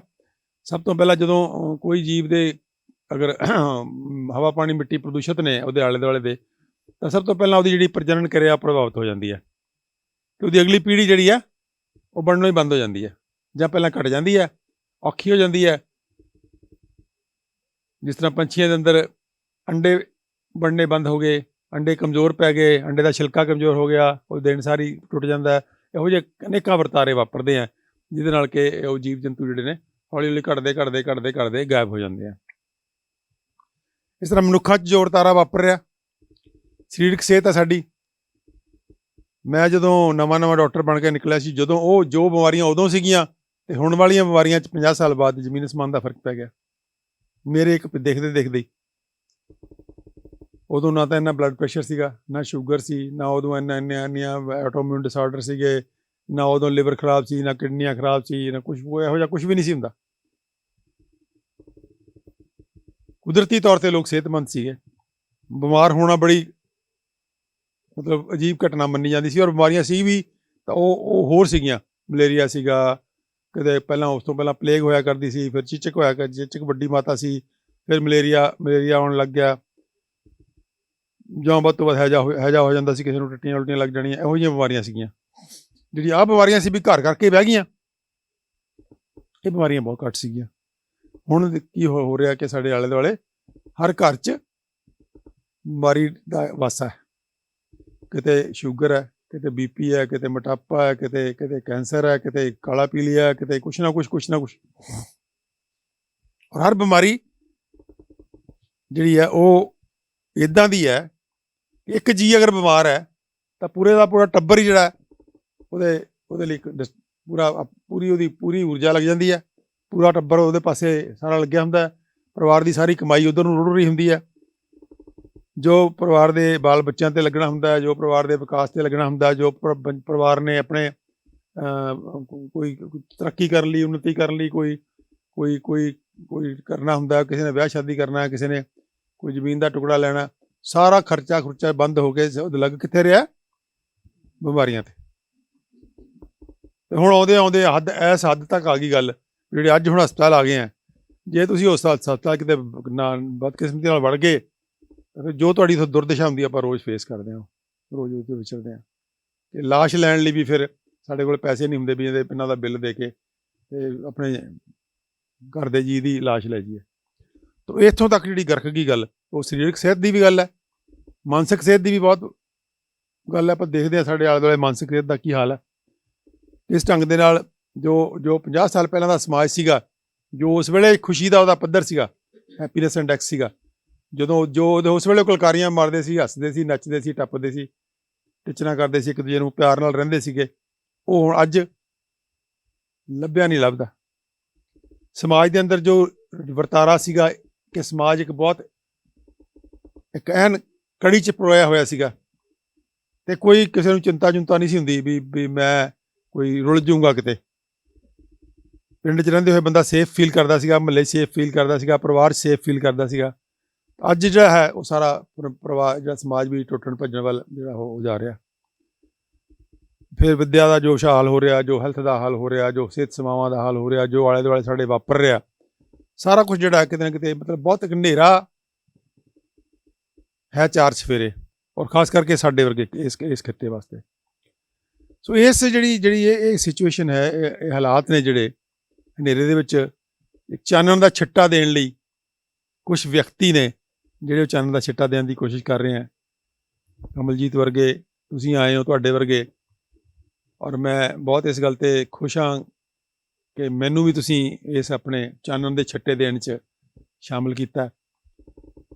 ਉਹ ਚਾਨਣ ਦਾ ਛਿੱਟੇ ਦੀ ਬਹੁਤ ਲੋੜ ਹੈ ਅੱਜ, ਕਿ ਅੱਜ ਜੋ ਹਨੇਰਾ ਚਾਰ ਸਫੇਰੇ ਫੈਲਿਆ ਹੋਇਆ, ਚਾਹੇ ਉਹ ਸਾਡਾ ਹਵਾ ਪਾਣੀ ਮਿੱਟੀ ਦੀ ਖਰਾਬ ਹੋਣ ਦਾ ਖਤਰਾ ਬਣਿਆ ਹੋਇਆ, ਚਾਹੇ ਉਹ ਸਾਡੀਆਂ ਜ਼ਮੀਨਾਂ ਸਾਡੇ ਹੱਥੋਂ ਜਾ ਰਹੀਆਂ ਨੇ, ਜੀਵਨ ਦੇ ਉੱਪਰ ਸਾਡਾ ਕੰਟਰੋਲ ਜਿਹੜਾ ਖਤਮ ਹੋ ਰਿਹਾ, ਕੋਈ ਹੋਰ ਹੀ ਤਾਕਤਾਂ ਉਹਦੇ ਉੱਪਰ ਕੰਟਰੋਲ ਕਰ ਰਹੀਆਂ ਨੇ, ਜਾਂ ਸਾਡੀ ਸਿਹਤਾਂ ਦਾ ਮਸਲਾ ਹੈ, ਜਾਂ ਸਾਡੇ ਆਲੇ ਦੁਆਲੇ ਜੀਵ ਜੰਤੂਆਂ ਦਾ ਮਸਲਾ ਹੈ, ਸਾਡੇ ਡੰਗਰਾਂ ਦਾ ਮਸਲਾ ਹੈ, ਸਾਡੀ ਖੇਤੀ ਦਾ ਮਸਲਾ, ਸਾਡੀਆਂ ਫਸਲਾਂ ਦਾ ਮਸਲਾ ਹੈ, ਸਾਡੀਆਂ ਅਗਲੀਆਂ ਨਸਲਾਂ ਦਾ ਮਸਲਾ, ਪ੍ਰਜਨਨ ਕਿਰਿਆ।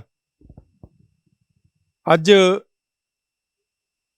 ਸਭ ਤੋਂ ਜਿਹੜਾ ਖਤਰਨਾਕ ਵਰਤਾਰਾ ਵਾਪਰ ਰਿਹਾ ਸਾਡੇ ਆਲੇ ਦੁਆਲੇ, ਉਹ ਹੈ ਕਿ ਇਸ ਬੱਚੇ ਪੈਦਾ ਕਰਨ ਦੀ ਸ਼ਮਤਾ ਹੀ ਘਟ ਰਹੀ ਹੈ ਬਹੁਤ ਤੇਜ਼ੀ ਨਾਲ। ਔਰ ਜਿਨ੍ਹਾਂ ਲੋਕਾਂ ਨੇ ਪਿਛਲੇ 50-60 ਸਾਲ ਤੋਂ ਇਹ ਰੌਲੀ ਪਾਈ ਹੋਈ ਸੀ ਆਬਾਦੀ ਵੱਧ ਗਈ, ਉਹ ਕੋਰਾ ਝੂਠ ਸਾਬਤ ਹੋਇਆ। ਹੁਣ ਤਾਂ ਤੁਸੀਂ ਅਖਬਾਰਾਂ 'ਚ ਵੀ ਆ ਗਿਆ ਹੋਣਾ। ਮੈਂ ਤਾਂ ਪਿਛਲੇ 20 ਸਾਲ 25 ਸਾਲ 30 ਸਾਲ ਤੋਂ ਕਹਿ ਰਿਹਾ। ਅਸੀਂ ਤਾਂ ਖੈਰ ਐਮਰਜੈਂਸੀ 'ਚ ਵੀ, ਮੈਨੂੰ ਯਾਦ ਹੈ ਜਦੋਂ ਜਬਰੀ ਨਸਬੰਦੀ ਹੋਈ ਸ਼ੁਰੂ, ਤੁਹਾਡੇ ਜੋ ਜਿਹੜੇ ਸੀਨੀਅਰ ਬੰਦੇ ਬੈਠੇ ਉਹਨਾਂ ਨੂੰ ਉਹ ਸੀਨ ਵੀ ਯਾਦ ਹੈ, ਜਦੋਂ ਫੜ ਕੇ ਤੇ ਬੁੱਢਿਆਂ ਦੀ ਨਸਬੰਦੀ ਕਰਤੀ ਇਹਨਾਂ ਨੇ ਜ਼ਬਰਦਸਤੀ। ਜਿਵੇਂ ਹੁਣ ਜਬਰੀ ਟੀਕਾਕਰਨ ਦੀ ਗੱਲ ਹੋ ਰਹੀ ਹੈ, ਉਹ ਜਬਰੀ ਨਸਬੰਦੀ ਕਰਦੇ ਸੀਗੇ। 75 ਦੀ ਗੱਲ ਹੈ ਇਹ, ਜਦੋਂ ਐਮਰਜੈਂਸੀ ਲੱਗੀ ਹੈ। ਤਾਂ ਉਹ ਫੇਜ਼ ਸੀਗੀ ਜਿੱਥੇ ਕਿ ਇੱਕ ਆਬਾਦੀ ਖਾ ਜਾਏਗੀ ਤੁਹਾਨੂੰ। ਤੇ ਹੁਣ ਤੱਕ ਵੀ ਉਹ ਸਾਰਾ ਉੱਦਾਂ ਹੀ ਬੋਲੀ ਜਾ ਰਹੇ ਆ। ਅਸੀਂ ਉਦੋਂ ਵੀ ਇੱਕ ਲੀਫਲੈਟ ਲਿਖਿਆ ਸੀ, ਮੈਨੂੰ ਯਾਦ ਹੈ, ਪਰਿਵਾਰ ਨਿਯੋਜਨ ਤੇ ਗਰੀਬੀ, ਕਿ ਕਿਸ ਢੰਗ ਦੇ ਨਾਲ ਜਿਹੜੀ ਗੁਰਬਤ ਹੈ, ਗਰੀਬੀ ਹੈ, ਜੇ ਪਰਿਵਾਰ ਕਿਸੇ ਦਾ ਵੱਡਾ ਹੈਗਾ ਵੀ ਹੈ ਤਾਂ ਉਹਦੀ ਮਜਬੂਰੀ ਹੈ, ਨਾ ਕਿ ਸ਼ੌਕ ਨਾਲ ਕੋਈ ਪਰਿਵਾਰ ਵੱਡਾ। ਤੇ ਅੱਜ ਹਾਲਤ ਬਦਲਦੇ ਇਹ ਹੋ ਗਈ ਕਿ ਆਬਾਦੀ ਉਲਟਾ ਘਟ ਰਹੀ ਹੈ। ਉਹਦੇ ਸੋਸ਼ਲ ਰੀਜ਼ਨ ਵੀ ਹੈ, ਸਮਾਜਿਕ ਕਾਰਨ ਵੀ ਨੇ, ਆਰਥਿਕ ਕਾਰਨ ਵੀ ਹੈ, ਲੇਕਿਨ ਬਹੁਤ ਵੱਡਾ ਕਾਰਨ ਹੈ ਕਿ ਪ੍ਰੈਗਨੈਂਸੀ ਹੁੰਦੀ ਹੋਈ ਨਹੀਂ। ਹੁਣ ਕੋਈ ਟਾਈਮ ਸੀਗਾ ਕਿ ਵਿਆਹ ਦੀ ਪਹਿਲੀ ਵਰ੍ਹੇਗੰਢ ਪਿੱਛੋਂ ਆਉਂਦੀ ਸੀ ਤੇ ਜਵਾਕ ਸਾਹਿਬ ਪਹਿਲਾਂ ਆ ਜਾਂਦੇ ਸੀ। ਅਕਸਰ ਹੁੰਦਾ ਸੀ ਵਿਆਹ ਤੋਂ ਬਾਅਦ ਕਿ ਜੀ ਪਹਿਲੀ ਵਰ੍ਹੇਗੰਢ ਆਉਣੀ ਹੈ ਵਿਆਹ ਦੀ ਤੇ ਬੱਚਾ ਪਹਿਲਾਂ ਆ ਗਿਆ। ਅੱਜ ਪਹਿਲਾਂ ਐਂ ਕਰਕੇ ਡਿੱਗਦੇ ਆਂ ਵੀ ਬੱਚਾ ਕਦੋਂ ਆਏਗਾ। ਪ੍ਰੈਗਨੈਂਸੀ ਹੁੰਦੀ ਹੋਈ ਨਹੀਂ ਹੈ, ਹੋ ਜਾਂਦੀ ਹੈ ਤਾਂ 3 ਮਹੀਨੇ ਬਾਅਦ ਹੀ ਜਿਹੜਾ ਉਹ ਡਿਗੂ ਕਰਦੀ ਹੈ, ਕਿਤੇ ਸਪੌਟਿੰਗ ਸ਼ੁਰੂ ਹੋ ਜਾਂਦੀ ਹੈ, ਦਰਦ ਸ਼ੁਰੂ ਹੋ ਜਾਂਦੀ ਹੈ, ਵਰਸ਼ਨਾਂ ਵੀ ਜਾ ਰਹੀਆਂ ਨੇ। ਆਦਮੀਆਂ ਦੇ ਅੰਦਰ, ਮਰਦਾਂ ਦੇ ਅੰਦਰ ਸਪਰਮ ਕਾਊਂਟ ਬਹੁਤ ਘਟ ਗਿਆ, ਔਰਤਾਂ 'ਚ ਅੰਡਾ ਨਹੀਂ ਬਣ ਰਿਹਾ। PCOD ਨਾਂ ਦੀ ਇੱਕ ਭੂਤ ਨਵਾਂ ਆ ਗਿਆ, ਪੋਲੀਸਿਸਟਿਕ ਓਵੇਰੀਅਨ ਡਿਜ਼ੀਜ਼, ਕੁੜੀਆਂ 'ਚ ਆ ਗਈ ਹੈ ਹੁਣ। ਹਰ ਚੌਥੀ ਪੰਜਵੀਂ ਕੁੜੀ ਦੇ ਮੂੰਹ 'ਤੇ ਵਾਲ ਆ ਜਾਂਦੇ ਹੈ। ਮਹੀਨਾ ਉਹਨੂੰ 8-9 ਸਾਲ ਦੀ ਤੇ ਉਹਨੂੰ ਸ਼ੁਰੂ ਹੋ ਜਾਂਦਾ, ਵਾਲ ਆ ਜਾਂਦੇ ਹੈ। ਉਹਦੇ ਅੰਦਰ ਗੱਠਾਂ ਬਣ ਗਈਆਂ ਪਾਣੀ ਦੀਆਂ, ਉਹਦੇ ਮੂੰਹ 'ਤੇ ਸਾਰੇ ਸਰੀਰ 'ਤੇ ਕਿੱਲ ਹੋਣੇ ਸ਼ੁਰੂ ਹੋ ਜਾਂਦੇ ਆ। ਉਹਨੂੰ PCOD ਕਹਿ ਦਿੰਦੇ ਅਸੀਂ ਅੰਗਰੇਜ਼ੀ ਦੀ ਆਪਣੀ ਡਾਕਟਰੀ ਭਾਸ਼ਾ 'ਚ। ਮਤਲਬ ਕਿ ਉਹ ਔਰਤ ਜਿਹੜੀ ਹੈ, ਉਹ ਕੁੜੀ ਜਿਹੜੀ ਹੈ, ਉਹ ਅੰਡਰ ਥ੍ਰੈਟ ਹੈ, ਉਹਦੇ ਉੱਪਰ ਪੂਰਾ ਖਤਰਾ ਮੰਡਰਾ ਰਿਹਾ ਕਿ ਪਤਾ ਨਹੀਂ ਮਾਂ ਬਣ ਸਕੇਗੀ ਨਹੀਂ ਬਣ ਸਕੇਗੀ। ਤਾਂ ਇਹ ਵਰਤਾਰਾ ਕਿਤੇ ਨਾ ਕਿਤੇ ਬਹੁਤ ਸਖਤ ਹੋ ਰਿਹਾ, ਸਖਤੀ ਨਾਲ ਜਿਹੜਾ ਆ ਰਿਹਾ। ਤਾਂ ਇਹ ਸਾਰੇ ਦਾ ਸਾਰਾ ਵਰਤਾਰਾ ਜਿਹੜਾ ਹੈਗਾ ਕਿਤੇ ਨਾ ਕਿਤੇ ਇਹ ਕਾਹਦੇ ਨਾਲ ਜੁੜਿਆ ਹੋਇਆ ਕਿ ਖਾਸ ਕਿਸਮ ਦਾ ਖੇਤੀ ਦਾ ਮਾਡਲ ਲੈ ਕੇ ਆਂਦਾ ਗਿਆ। ਪਹਿਲਾਂ ਤਾਂ ਖਾਸ ਕਿਸਮ ਦਾ ਸਨਅਤ ਦਾ ਮਾਡਲ ਲੈ ਕੇ ਆਂਦਾ ਗਿਆ, ਜਿਹਦੇ ਅੰਦਰ ਹੱਦ ਦਰਜੇ ਦੀ ਜਿਹੜੀ ਹੈ ਉਹ ਪ੍ਰਦੂਸ਼ਣ ਹੈ। ਖੇਤੀ ਦੇ ਅੰਦਰ ਧੱਕੇ ਨਾਲ ਪਹਿਲਾਂ ਇਹਨਾਂ ਨੇ ਖਾਦਾਂ ਵਾੜੀਆਂ, ਯੂਰੀਆ ਵਾੜਿਆ ਸਭ ਤੋਂ ਪਹਿਲਾਂ, ਹੌਲੀ ਹੌਲੀ DAP ਆਈ, ਫਿਰ ਮਗਰ ਜਦੋਂ ਖਾਦਾਂ ਤੇ ਪਲੇ ਬੂਟੇ ਜਿਹੜੇ ਨੇ ਉਹ ਬਿਮਾਰੀਆਂ ਲੱਗਣ ਲੱਗ ਗਈਆਂ ਉਹਨਾਂ ਨੂੰ, ਫਿਰ ਕੀਟਨਾਸ਼ਕ ਆਏ, ਫਿਰ ਮਗਰੇ ਨਦੀਨਨਾਸ਼ਕ ਆਏ, ਫਿਰ ਆਉਂਦੇ ਕਰਦੇ ਸਾਰਾ ਦਾ ਸਾਰਾ ਜਿਹੜਾ ਪਰਤਾਰਾ ਕੈਮੀਕਲਾਂ ਨਾਲ ਜੁੜ ਗਿਆ। ਉਹ ਜਦ ਨੂੰ ਅਸੀਂ ਕੰਮ ਕਰਨਾ ਸ਼ੁਰੂ ਕੀਤਾ ਉਦੋਂ ਲੋਕ ਇਹ ਕਹਿਣ ਲੱਗੇ ਸੀਗੇ ਵੀ ਭਾਈ ਨਹੀਂ, ਇਹਨਾਂ ਤੋਂ ਬਿਨਾਂ ਤਾਂ ਨਹੀਂ ਖੇਤੀ ਹੋ ਸਕਦੀ। ਅਸੀਂ ਉਹ ਜਾਂਦੇ ਸੀ ਭਾਈ ਵੀ ਆਰਗੈਨਿਕ ਖੇਤੀ, ਜ਼ਹਿਰ ਮੁਕਤ ਖੇਤੀ ਕਰਨੀ ਹੈ, ਲੈ ਹੱਸਦੇ ਸੀ ਲੋਕ, ਪਾਗਲ ਹੋ ਗਏ ਇਹ, ਜ਼ਹਿਰ ਮੁਕਤ ਖੇਤੀ ਹੋ ਸਕਦੀ ਕਿਤੇ, ਇਹਦੇ ਤੋਂ ਬਿਨਾਂ ਕਿਵੇਂ ਖੇਤੀ ਹੋ ਜਾਊਗੀ ਜ਼ਹਿਰਾਂ ਤੋਂ ਬਿਨਾਂ। ਤਾਂ ਇਹ ਔਰ ਤੁਸੀਂ ਸੋਚ ਕੇ ਦੇਖੋ ਕਿ ਕਿੱਡੀ ਅਜੀਬ ਗੱਲ ਹੈ। ਕੋਈ ਕਹੇ ਵੀ ਇੱਥੇ ਜੋ ਤੁਸੀਂ ਖਾਣਾ ਹੈ ਉਹਦੇ 'ਚ ਪਹਿਲਾਂ ਜ਼ਹਿਰ ਪਾਓ ਫਿਰ ਖਾ ਸਕਦੇ ਤੁਸੀਂ, ਨਹੀਂ ਤਾਂ ਖਾ ਹੀ ਨਹੀਂ ਸਕਦੇ। ਹੱਦ ਹੋ ਗਈ। ਹਿੰਦੁਸਤਾਨ ਵਰਗਾ ਮੁਲਕ ਜੀ 10,000 ਸਾਲ ਦੀ ਰਿਕਾਰਡਡ ਹਿਸਟਰੀ ਹੈ ਖੇਤੀ ਦੀ, 10,000 ਸਾਲ ਦੀ ਰਿਕਾਰਡਡ ਹੈ, ਉਹਦਾ ਰਿਕਾਰਡ ਹੈਗਾ ਕਿਸੇ ਨਾ ਕਿਸੇ ਸ਼ਕਲ 'ਚ। ਕਾਮਯਾਬ ਖੇਤੀ ਸੀ ਉਹ, ਬਹੁਤ ਕਮਾਲ ਦੀ ਖੇਤੀ ਸੀ ਉਹ, ਸਾਰੀ ਸਾਡੀ ਜੇ ਸੱਭਿਅਤਾ ਸਾਰੀ ਖੇਤੀ 'ਤੇ ਖੜੀ ਸੀ ਉਹਨੂੰ ਉਸ ਮੁਲਕ ਨੂੰ ਇਹਨਾਂ ਨੇ ਕਿਹੜੇ ਲਾਭ ਪਾਇਆ ਕਿ ਖਾਦਾਂ ਪਾਈਆਂ, ਫਿਰ ਕੀਟਨਾਸ਼ਕ ਪਾਇਆ, ਫਿਰ ਨਦੀਨਨਾਸ਼ਕ ਪਾਉਣੇ ਸ਼ੁਰੂ ਕਰਤੇ। ਔਰ ਅੱਜ ਹੁਣ ਜੈਨੇਟਿਕਲੀ ਮੋਡੀਫਾਈਡ GM ਫਸਲਾਂ ਦਾ ਜਿਹੜਾ ਭੂਤ ਹੈ, ਨਵਾਂ ਭੂਤ ਹੈ, ਸਭ ਤੋਂ ਵੱਧ ਖਤਰਨਾਕ ਹੈ, ਉਹ ਸਾਡੇ ਸਿਰ 'ਤੇ ਮੰਡਰਾ ਰਿਹਾ। ਇਹ ਸਾਰੇ ਦਾ ਸਾਰਾ ਵਰਤਾਰਾ ਜਿਹੜਾ ਕਿ ਖੇਤੀ ਦਾ ਜਿਹੜਾ ਮਾਡਲ ਹੈ, ਜਿਹਨੂੰ ਅਸੀਂ ਕਾਰਪੋਰੇਟ ਮਾਡਲ ਕਹਿੰਦੇ ਹਾਂ। ਕਾਰਪੋਰੇਟ ਮਾਡਲ ਆਫ ਐਗਰੀਕਲਚਰ ਦਾ ਕੀ ਮਤਲਬ ਹੈ ਕਿ ਕਾਰਪੋਰੇਟ ਚਾਹੁੰਦਾ ਕਿ ਉਹਦੇ 'ਚੋਂ ਖੇਤੀ 'ਚ ਪ੍ਰੋਫਿਟ ਸਾਨੂੰ ਆਉਣਾ ਚਾਹੀਦਾ। ਤੁਸੀਂ ਕੀ ਬੀਜਦੇ ਹੋ, ਕੀ ਨਹੀਂ ਬੀਜਦੇ, ਕੀ ਖਾਂਦੇ ਹੋ, ਕੀ ਨਹੀਂ ਖਾਂਦੇ, ਜ਼ਹਿਰ ਖਾਂਦੇ ਹੋ ਜਾਂ ਨਹੀਂ ਖਾਂਦੇ, ਤੁਹਾਡੀ ਸਿਹਤਾਂ ਦਾ ਕੀ ਹਾਲ ਹੈ, ਤੁਹਾਡੀ ਮਿੱਟੀ ਦਾ ਕੀ ਹਾਲ ਹੈ, ਤੁਹਾਡੇ ਪਾਣੀ ਦਾ ਕੀ ਹਾਲ ਹੈ, ਉਹਨਾਂ ਨੂੰ ਕੋਈ ਸਰੋਕਾਰ ਨਹੀਂ ਹੈ। ਉਹਨੂੰ ਇੱਕੋ ਗੱਲ ਨਾਲ ਸਰੋਕਾਰ ਹੈ ਕਿ ਅਸੀਂ ਇਹ 'ਚੋਂ ਲੁੱਟਣਾ ਕਿੱਦਾਂ। ਆਹ ਜਿਹੜਾ ਹੁਣ ਤਾਂ ਅਸੀਂ 1.5-2 ਸਾਲ ਤੋਂ ਅਸੀਂ ਜਿਹੜਾ ਕਿਸਾਨ ਅੰਦੋਲਨ ਹੈ ਸਾਰਾ ਆ ਕੇ ਇੱਕ ਜਦੋਂ ਅੱਤ ਹੋ ਗਈ ਕਿ ਵੀ ਹੁਣ ਤਾਂ ਇਹ ਜ਼ਮੀਨਾਂ ਵੀ ਖੋਣਗੇ,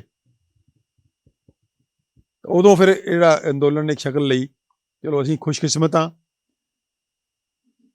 ਔਰ ਸਾਨੂੰ ਮਾਣ ਵੀ ਹੈ ਇਸ ਗੱਲ 'ਤੇ ਕਿ ਪੂਰੇ ਦੇਸ਼ ਦੇ ਵਿੱਚ ਕਿਸਾਨਾਂ ਨੇ ਇੱਕ ਜਿਹਨੂੰ ਕਹਿੰਦੇ ਆਪਣੇ ਹੱਕ ਦਾ ਝੰਡਾ ਬੁਲੰਦ ਕੀਤਾ, ਔਰ ਉਹ ਐਸਾ ਬੁਲੰਦ ਕੀਤਾ ਕਿ ਹੁਣ ਉਹ ਝੁਕਦਾ ਨਹੀਂ। ਸਾਨੂੰ ਹੁਣ ਕੌਨਫੀਡੈਂਸ ਹੋ ਗਿਆ ਕਿ ਜਿੰਨਾ ਕੁ ਉਹ ਬੁਲੰਦ ਹੋ ਗਿਆ, ਹੁਣ ਕਮ ਸੇ ਕਮ ਇੰਨੀ ਕੁ ਚੇਤਨਾ ਹੋ ਗਈ ਹੈ 1.5-2 ਸਾਲ ਦੀ ਜਿਹੜੀ ਲੜਾਈ ਲੜੀ ਹੈ। ਜਿਹੜੇ ਬੱਚੇ ਸੁਸਤ ਸੀਗੇ ਪਿੰਡਾਂ 'ਚ ਬੈਠੇ, ਜਿਹੜੀ ਅਗਲੀ ਪੀੜ੍ਹੀ ਖੇਤੀ ਤੋਂ ਮੂੰਹ ਮੋੜ ਰਹੀ ਸੀਗੀ, ਹੁਣ ਉਹ ਲੜਨ ਦੇ ਰਸਤੇ ਪੈ ਗਈ ਹੈ, ਸੰਘਰਸ਼ ਦੇ ਰਸਤੇ ਪੈ ਗਈ ਹੈ। ਅਤੇ ਹੁਣ ਇੱਕ ਆਸ ਦੀ ਕਿਰਨ ਬਣੀ ਹੈ ਕਿ ਇਹਦੇ ਤੋਂ ਬਾਹਰ ਨਿਕਲਿਆ ਜਾ ਸਕਦਾ। ਤਾਂ ਹੁਣ ਜੋ ਅਸੀਂ ਉਦੋਂ ਕਹਿ ਰਹੇ ਸੀਗੇ, ਇਸ ਕਿਸਾਨ ਅੰਦੋਲਨ ਦੇ ਨਾਲ ਦੂਸਰੀ ਗੱਲ ਜਿਹੜੀ ਜੋੜਨ ਦੀ ਲੋੜ ਹੈ। ਕਿਸਾਨ ਅੰਦੋਲਨ ਕਾਹਦੇ ਵਾਸਤੇ ਸੀਗਾ ਜਾਂ ਕਾਹਦੇ ਵਾਸਤੇ ਹੈ ਕਿ ਆਪਣੇ ਜ਼ਮੀਨ ਨੂੰ ਬਚਾਓ ਅਤੇ ਆਪਣੀ ਨਸਲਾਂ, ਆਉਣ ਵਾਲੀਆਂ ਨਸਲਾਂ ਨੂੰ ਬਚਾਓ। ਫਸਲਾਂ ਨੂੰ ਬਚਾਓ ਅਤੇ ਨਸਲਾਂ ਨੂੰ ਬਚਾਓ, ਇਹੀ ਨਾਅਰਾ ਨਾ। ਆਪਣੀਆਂ ਫਸਲਾਂ ਅਤੇ ਨਸਲਾਂ ਨੂੰ ਬਚਾਓ ਅਤੇ ਉਹਦੇ ਲਈ ਜ਼ਮੀਨ ਵੀ ਬਚਾਉਣੀ ਹੈ, ਖੇਤੀ ਵੀ ਬਚਾਉਣੀ ਹੈ। ਉਹ ਜਿਹੜਾ ਵਰਤਾਰਾ ਹੈ ਉਹਦੇ ਵਾਸਤੇ ਇੱਕ ਦੂਜੀ ਚੀਜ਼ ਦੀ ਕੀ ਲੋੜ ਹੈ ਕਿ ਜੇ ਬਚਾਉਣਾ ਤੁਸੀਂ ਤਾਂ ਇਕੱਲਾ ਇਹ ਕਹਿ ਕੇ ਕਿ ਤੁਸੀਂ ਸਾਨੂੰ ਭਾਅ ਦੇ ਦਿਓ, ਜਾਂ ਅਸੀਂ ਤੁਹਾਨੂੰ ਕੋਈ ਜ਼ਮੀਨਾਂ ਅਸੀਂ ਹੀ ਕਰਨੀਆਂ ਨੇ, ਜਾਂ ਅਸੀਂ ਤਾਂ ਆਹੀ ਫਸਲਾਂ ਕਰਨੀਆਂ ਨੇ। ਇਹ ਕਿਤੇ ਇੱਕ ਗੱਲ ਹੋ ਗਈ ਕਿ ਉਹਦੇ ਭਾਅ ਚਾਹੀਦੇ ਆ। ਲੇਕਿਨ ਜਿੰਨੇ ਵੀ ਕੋਈ ਸੁਲਝੇ ਹੋਏ ਬੰਦੇ ਹੈ ਉਹ ਬੜੇ ਸਪਸ਼ਟ ਰੂਪ 'ਚ ਦੇਖ ਰਹੇ ਹੈ ਕਿ ਜੇ ਖੇਤੀ ਦਾ ਮਾਡਲ ਨਹੀਂ ਬਦਲਦਾ ਤਾਂ ਇਹ ਸਾਡੀ ਗੱਲ ਚੱਲਣੀ ਨਹੀਂ ਹੈ ਵਾਲੀ। ਕਿਉਂਕਿ ਜਿੰਨਾ ਮਰਜ਼ੀ ਅਸੀਂ ਕੋਸ਼ਿਸ਼ ਕਰ ਲਈਏ, ਕਣਕ ਦੇ ਚੌਲ ਇੰਨੇ ਕੁ ਜ਼ਿਆਦਾ ਪੈਦਾ ਹੋਣ ਲੱਗ ਗਏ ਹੈ ਕਿ ਕਿਸੇ ਨੇ ਲੈਣੇ ਲੂਣੇ ਨਹੀਂ ਹੈ, ਕਿਸੇ ਨੇ ਖਰੀਦਣੇ ਨਹੀਂ ਹੈ, ਨਾ ਉਹਦੀ ਲੋੜ ਹੈ। ਅਤੇ ਉਹਦਾ ਉਲਟਾ ਹੁਣ ਨਿਕਲਿਆ, ਜਿਹੜੀ ਗੱਲ ਨਿਕਲ ਕੇ ਸਾਹਮਣੇ ਆ ਰਹੀ ਹੈ ਤਾਂ ਇਹਨਾਂ ਨੂੰ ਖਾਣਾ ਹੀ ਖਤਰਨਾਕ ਹੈ, ਦੋਨਾਂ ਫਸਲਾਂ ਨੂੰ ਹੀ। ਜੋ ਕਣਕ ਆਈ ਠਿਗਣੀ ਜੀ, ਇਹ ਤਾਂ ਧੋਖਾ ਹੀ ਹੋ ਗਿਆ ਵੈਸੇ ਸਾਡੇ ਨਾਲ, ਸ਼ਰੇਆਮ ਧੋਖਾ ਹੋਇਆ ਕਿ ਠਿਗਣੀ ਜੀ ਕਣਕ ਜਿਹੜੀ ਹੈ, ਕਹਿਣ ਨੂੰ ਕਣਕ ਹੈ, ਪਤਾ ਨਹੀਂ ਕੀ ਹੈ, ਇਹ ਸ਼ਕਲ ਹੀ ਕਣਕ ਦੀ ਹੈ। ਅਦਰਵਾਈਜ਼ ਇਹਦੇ 'ਚ ਜੋ ਔਗਣ ਨੇ ਇਹ ਤਾਂ ਪੁਰਾਣੀ ਦੇਸੀ ਕਣਕ 'ਚ ਨਹੀਂ ਸੀਗੇ, ਇਹ ਤਾਂ ਹੁਣੇ ਹੀ ਆਏ ਆ। ਅਤੇ ਫਿਰ ਜਿਹੜੇ ਚਿੱਟੇ ਚੌਲ ਨੇ ਜਿਹੜੇ ਅਸੀਂ ਧੜਾ ਬੀਜ ਰਹੇ ਹਾਂ, ਉਹ ਚਿੱਟੇ ਚੌਲ ਵੀ ਕਿਤੇ ਨਾ ਕਿਤੇ ਬਿਮਾਰੀ ਦੀ ਜੜ੍ਹ ਨੇ। ਅਤੇ ਦੋਨਾਂ ਨੂੰ ਸਾਨੂੰ ਮਨਾ ਕਰਨਾ ਪੈ ਰਿਹਾ। ਸਾਡੀ ਹਾਲਤ ਦੇਖੋ, ਸਾਡੀਆਂ ਫਸਲਾਂ ਅਸੀਂ ਲੋਕਾਂ ਨੂੰ ਖਾ ਪੈਦਾ ਕਰਕੇ ਸਾਰੇ ਮੁਲਕ ਨੂੰ ਦੇ ਰਹੇ ਹਾਂ, ਉਹ ਅਸੀਂ ਆਪ ਹੀ ਕਹਿ ਰਹੇ ਹਾਂ ਕਿ ਇਹਨੂੰ ਖਾਣਾ ਬੰਦ ਕਰੋ। ਕਿੱਥੇ ਆ ਗਏ ਸੀ 60 ਸਾਲ 'ਚ, 60-70 ਸਾਲ 'ਚ ਸਾਨੂੰ ਕਿੱਥੇ ਮਾਰਿਆ ਚੱਕ ਕੇ। ਉਹ ਸੱਭਿਅਤਾ ਜਿਹੜੀ ਕਿ ਦੁਨੀਆ 'ਚ ਸਰਮੌੜ ਸੱਭਿਅਤਾ ਰਹੀ ਹੈ ਖੇਤੀ ਦੇ ਸਿਰ ਤੇ, ਅੱਜ ਉਹਦੀ ਹਾਲਤ ਇਹ ਹੋ ਗਈ ਕਿ ਜਿਹੜੀਆਂ ਫਸਲਾਂ ਪੈਦਾ ਕਰ ਰਹੀ ਹੈ ਉਹਨੂੰ ਸਾਨੂੰ ਇਹ ਕਹਿਣਾ ਪੈ ਰਿਹਾ ਕਿ ਫਸਲਾਂ ਇਹ ਖਾਣਾ ਬੰਦ ਕਰੋ। ਦੱਖਣ ਭਾਰਤ ਤੋਂ ਮਿਲਟ ਮੰਗਾਉਣੇ ਪੈ ਰਹੇ ਆ। ਤਾਂ ਇਸ ਥਾਂ ਤੇ ਅਸੀਂ ਪਹੁੰਚੇ ਹਾਂ। ਕਿਉਂ ਪਹੁੰਚੇ ਹਾਂ? ਕਿਉਂਕਿ ਕਾਰਪੋਰੇਟ ਨੇ ਸਾਨੂੰ ਧੱਕੇ ਮਾਰ ਮਾਰ ਕੇ ਗਲਤ ਲਾਈਨ ਪਾਤਾ ਕਿ ਨਹੀਂ ਇੱਧਰ ਨੂੰ ਜਾਓ, ਨੋਟ ਜ਼ਿਆਦਾ ਨੇ ਇੱਧਰ। ਨੋਟ ਮਿਲੇ, ਨੋਟ ਕਿਸੇ ਕੋਲ ਨਾ ਟਿਕਦੇ ਹੁੰਦੇ ਨਾ ਟਿਕੇ, ਉਹ ਕਿਸੇ ਸਿੱਧੇ ਪੁੱਠੇ ਕੰਮ ਲੱਗੇ, ਚੱਲ ਥੋੜ੍ਹੇ ਬਹੁਤੇ ਸਿੱਧੇ ਵੀ ਲੱਗੇ, ਥੋੜ੍ਹਾ ਬਹੁਤਾ ਪੁੱਠੇ ਲੱਗੇ, ਲੇਕਿਨ ਅਲਟੀਮੇਟਲੀ ਉਹਦਾ ਨੈਟ ਰਿਜ਼ਲਟ ਕੀ ਨਿਕਲਿਆ? ਨੈਟ ਰਿਜ਼ਲਟ ਇਹ ਨਿਕਲਿਆ ਕਿ ਜ਼ਮੀਨ ਵੀ ਗਈ, ਪਾਣੀ ਵੀ ਗਿਆ, ਸਿਹਤਾਂ ਵੀ ਗਈਆਂ, ਸਾਰਾ ਸਰਵਨਾਸ਼ ਚਾਲ ਸਵੇਰੇ ਇੱਕ ਜਿਹਨੂੰ ਕਹਿੰਦੇ ਆ ਤਬਾਹੀ ਵਾਲਾ ਮੰਜ਼ਰ ਬਣ ਗਿਆ। ਉਹਦੇ 'ਚ ਨਾ ਆਰਥਿਕ ਤੌਰ 'ਤੇ ਕੁਛ ਪੱਲੇ ਪਿਆ ਅਤੇ ਨਾ ਕੁਛ ਸਿਹਤਾਂ ਦੇ ਮਾਮਲੇ 'ਚ ਪੱਲੇ ਪਿਆ। ਨੈਟ ਜਿਹੜੀ ਕਮਾਈ ਹੈ 70 ਸਾਲ ਦੀ, ਜੇ ਠੀਕ ਰਾਹ ਅਸੀਂ ਪਏ ਹੁੰਦੇ ਤਾਂ ਅਸੀਂ ਕਿਸੇ ਡਿਫਰੈਂਟ ਥਾਂ 'ਤੇ ਹੁੰਦੇ। ਅੱਜ ਜਿਹੜਾ ਹੈ ਲੋੜ ਹੈ ਕਿ ਆਪਾਂ ਇਹ ਮਾਡਲ ਨੂੰ ਜਿਹੜੀ ਹੈ ਬਦਲ ਕੇ ਇੱਕ ਡਿਫਰੈਂਟ ਕਿਸਮ ਦਾ ਮਾਡਲ ਲੈ ਕੇ ਆਈਏ, ਜਿਹਨੂੰ ਅਸੀਂ ਬਦਲਵਾਂ ਮਾਡਲ ਕਹਿੰਦੇ ਹਾਂ, ਜਿਹਦੀ ਇੱਕ ਉਦਾਹਰਨ ਜਿਹੜੀ ਤੁਹਾਡੇ ਸਾਹਮਣੇ ਜਿਹਦੇ 'ਚ ਆਪਾਂ ਬੈਠੇ ਹਾਂ, ਜਿੱਥੇ ਇੱਕ ਬਹੁਤ ਹੀ ਜਿਹਨੂੰ ਕਹਿੰਦੇ ਆ ਬਹੁਤ ਸੁਲਝੀ ਹੋਈ ਔਰ ਬਹੁਤ ਕਲਾਕਾਰੀ ਵਾਲੀ ਉਦਾਹਰਨ ਹੈ। ਇੱਥੋਂ ਇਹ ਵੀ ਤੁਸੀਂ ਮਾਯੂਸ ਨਾ ਹੋ ਕੇ ਜਾਇਓ ਕਿ ਵੀ ਐਡੀ ਕਲਾਕਾਰੀ ਤਾਂ ਸਾਥੋਂ ਨਹੀਂ ਹੋਣੀ। ਕੋਈ ਗੱਲ ਨਹੀਂ ਐਡੀ ਹੋਣੀ ਤਾਂ ਜਿੰਨੀ ਹੋਊਗੀ ਉਨੀ ਸਹੀ, ਲੇਕਿਨ ਇੱਕ ਕਲਾਕਾਰੀ ਕਰਨੀ ਬਹੁਤ ਜ਼ਰੂਰੀ ਹੈ ਕਿ ਕੈਮੀਕਲ ਬੰਦ ਕਰਨੇ ਨੇ। ਇਹ ਗੱਲ ਪੱਕੀ ਹੈ ਕਿ ਕੈਮੀਕਲ ਬੰਦ ਕਰੇ ਬਿਨਾਂ ਕੋਈ ਗੁਜ਼ਾਰਾ ਨਹੀਂ ਹੈ। ਇੱਕ ਗੱਲ। ਦੂਜੀ ਗੱਲ ਜਿਹੜੀ ਬਦਲ ਹੈ ਉਹਦਾ ਇਹਨਾਂ ਫਸਲਾਂ ਦਾ, ਉਹ ਲੈ ਕੇ ਆਉਣਾ ਪੈਣਾ। ਤੀਜੀ ਗੱਲ ਜਿਹੜਾ ਟਰੇਡ ਹੈ ਸਾਡਾ, ਅਸੀਂ ਫਸਲ ਸੁੱਟਣ ਚੱਲੇ ਹਾਂ ਮੰਡੀ 'ਚ, ਪੈਦਾ ਪੂਦਾ ਕਰਕੇ ਪਾਲ ਪੂਲ ਕੇ ਸਾਰਾ ਕੁਝ ਕਰਕੇ ਮੁੜ ਕੇ ਅਸੀਂ ਸੁੱਟ ਕੇ ਆਉਣੇ ਆ। ਅਗਲਾ ਭਾਅ ਦੇ ਦੂਗਾ ਤਾਂ ਠੀਕ ਹੈ, ਜੋ ਮੁੱਕਰ ਗਿਆ ਨਾ ਦਿੱਤਾ ਉਹਨੇ ਤਾਂ ਫਿਰ ਰੁਲਦੇ ਫਿਰੋ ਤੇ ਅੱਜ ਉਸ ਵਰਤਾਰਾ ਸ਼ੁਰੂ ਹੋ ਰਿਹਾ। ਇਹ ਜਿਹੜਾ ਇਹਨੂੰ ਬਦਲ, ਉਹਦੇ ਲਈ ਖੇਤੀ ਵਿਰਾਸਤ ਮਿਸ਼ਨ ਨੇ ਜੋ ਕੰਮ ਕੀਤਾ, ਜੋ ਅਮਰਿੰਦਰ ਜੀ ਦੀ ਪੂਰੀ ਜ਼ਿੰਦਗੀ ਲੱਗ ਗਈ ਇਸ ਗੱਲ 'ਚ। ਉਹ ਜਵਾਨ ਸੀਗੇ ਜੋ ਆਏ ਸੀਗੇ ਇਹ ਕੰਮ ਕਰਨ ਲਈ, ਹੁਣ ਉਹ ਬੁੜੇ ਹੋ ਚੱਲੇ ਆ ਅਤੇ ਉਹਨਾਂ ਦੀ ਜਿਹੜੀ ਘਾਲਣਾ ਹੈ, ਉਹਨਾਂ ਨੇ ਇਕੱਲਿਆਂ ਨੇ ਹੌਸਲਾ ਨਹੀਂ ਛੱਡਿਆ ਔਰ ਇੱਕ ਝੰਡਾ ਗੱਡ ਕੇ ਰੱਖਿਆ। ਅਸੀਂ ਵੀ ਨਾਲ ਲੱਗੇ ਰਹੇ, ਮੇਰੇ ਵਰਗੇ ਵੀ ਨਾਲ ਲੱਗੇ ਰਹੇ, ਅਸੀਂ ਵੀ ਹੁੱਕਾ ਨਾਲ ਦਿੰਦੇ ਰਹੇ। ਜਿੱਥੇ ਕਿਤੇ ਸਾਨੂੰ ਕਹਿਣਾ ਉਹਨਾਂ ਨੇ ਵੀ ਚਲੋ ਫਲਾਣੇ ਨੂੰ ਮਿਲਣਾ, ਕਦੇ ਬੜੇ ਸਰਕਾਰਾਂ ਤੱਕ ਅਸੀਂ ਜਾ ਕੇ ਜਿਹੜੇ ਟੋਕਾ ਟਾਕੀ ਕੀਤੀ ਵੀ ਐਂ ਨਹੀਂ ਕਰਨਾ ਚਾਹੀਦਾ, ਐਂ ਕਰੋ। ਉਹ ਜਿਹੜਾ ਬਦਲ ਹੈ ਉਹਦੀ ਗੱਲ ਕਰਨੀ ਵੀ ਬਹੁਤ ਜ਼ਰੂਰੀ ਹੈ ਕਿ ਉਹ ਬਦਲ ਕੀ ਹੋਣਾ ਚਾਹੀਦਾ। ਹੁਣ ਉਹ ਬਦਲ ਕਿੱਥੋਂ ਨਿਕਲੇਗਾ? ਬਦਲ ਉੱਥੋਂ ਨਿਕਲੇਗਾ ਕਿ ਅਲਟੀਮੇਟਲੀ ਜੋ ਅਸੀਂ ਪੈਦਾ ਕਰ ਰਹੇ ਹਾਂ ਉਹ ਖੁਰਾਕ ਹੈ, ਫੂਡ ਹੈ। ਸਭ ਤੋਂ ਜ਼ਿਆਦਾ ਇੰਪੋਰਟੈਂਟ ਫਸਲ ਤਾਂ ਫੂਡ ਹੀ ਹੈ ਨਾ। ਨੰਬਰ 2 'ਤੇ ਕੱਪੜੇ ਨੇ, ਨੰਬਰ 3 'ਤੇ ਅੱਗੇ ਕੁਛ ਚੀਜ਼ਾਂ ਨੇ ਹੋਰ ਨੇ ਜਿਹੜੀਆਂ ਖੇਤੀ 'ਚੋਂ ਪੈਦਾ ਹੁੰਦੀਆਂ ਨੇ। ਕੋਈ ਜੁੱਤੇ ਪਾਉਣੇ ਆ, ਕੋਈ ਹੋਰ ਕੋਈ ਜਿਹੜੀ ਜ਼ਰੂਰਤ ਦੀਆਂ ਵਸਤਾਂ ਨੇ, ਕੋਈ ਮਸਾਲੇ ਹੈ, ਕੋਈ ਕੱਪੜੇ ਧੋਣ ਦੀ ਹੈ, ਕੱਪੜਾ, ਇਹ ਸਾਰੀਆਂ ਵਸਤਾਂ ਜਿਹੜੀਆਂ ਨੇ ਕਿਤੇ ਨਾ ਕਿਤੇ। ਲੇਕਿਨ ਉਹ ਸਾਰੇ 'ਚੋਂ ਜਿਹੜਾ ਸਭ ਤੋਂ ਜ਼ਿਆਦਾ ਜ਼ਰੂਰੀ ਹੈ ਉਹ ਹੈ ਭੋਜਨ। मैं दर्शकों को बताना चाहूँगा, डॉक्टर अमर सिंह आज़ाद जो MBBS MD हैं, मैं आचार्य मनीष, हमारे साथ डॉक्टर अवधेश पांडे वो भी MBBS MD हैं, डॉक्टर विश्वरूप राय चौधरी, डॉक्टर खादर वली और हमारे पास 250 डॉक्टर्स की टीम। हमारी पूरी टीम ने मिल के पूरे भारत से शुगर को, BP को, जो गोलियां खिलाकर कंट्रोल करने का जो साइंस चल रही है, जिसको मेडिकल माफिया बोलते हैं, जो ये बोलता है कि गोली खा के कंट्रोल होती है, हम बिना दवाइयाँ शुगर को भी BP को भी रिवर्स करना सिखा रहे हैं। तो आप हिम्स हॉस्पिटल चंडीगढ़ में संपर्क करो। ये यहाँ पे ये hymns hospital and institute of integrated medical sciences जो कि डेराबस्सी चंडीगढ़ में है। तो जब आप यहाँ पे आ रहे हैं तो क्या आपकी एक्सपेक्टेशन होनी चाहिए, वो एक्सपेक्टेशन हमारे थेरेपी से मैच हो रही कि नहीं, ये आपके लिए जानना ज़रूरी है before you start thinking about coming here. यहाँ आने से पहले कुछ बातें आपके दिमाग में क्लियर होनी चाहिए। तो उनमें एक काम हमारा होता है कि ड्रग्स, दवाइयाँ जो नशीली दवाइयाँ मिलती हैं, दी जाती हैं, जो एक वजह होती है पेशेंट की किडनी के ख़राब होने का, तो उन ड्रग्स को हम ड्रास्टिकली टेपर डाउन करते हैं, ड्रास्टिक टेपर डाउन। तो पहले तो मेंटल सेटअप ये करके आना है कि यहाँ आएंगे तो दवाइयाँ ड्रास्टिक टेपर डाउन हो सकती हैं। अगर आप उसके लिए तैयार हैं तो यहाँ पे आइए। इनका डायलिसिस पे है तो डायलिसिस की नेचुरल डायलिसिस पे आ जाएगा। हम तो बड़े सिंपली पेशेंट को ये समझाते हैं कि दुनिया में कोई भी बीमारी ज़ुबान पे लगाम नहीं है इसलिए आई है। अगर ज़ुबान पे लगाम खाने के लिए है तो डॉक्टर से वास्ता नहीं पड़ेगा। दूसरा, जो हमारे कैंसर के पेशेंट्स हैं, कैंसर के पेशेंट्स ये पहले ही जैसे डायग्नोसिस होता है उम्मीद छोड़ देते हैं कि अब तो टिकट कट गया, अब तो जाने की तैयारी हो गई, और साइकोलॉजिकली बहुत लो हो जाते हैं। तो छोटी छोटी चीज़ें भी उनके लिए बड़ा घातक हो जाती हैं। हम सबसे पहले उनको ये समझाते हैं कि ये जो कैंसर है ये आपका अपना सेल है जो इस स्थिति में आया है।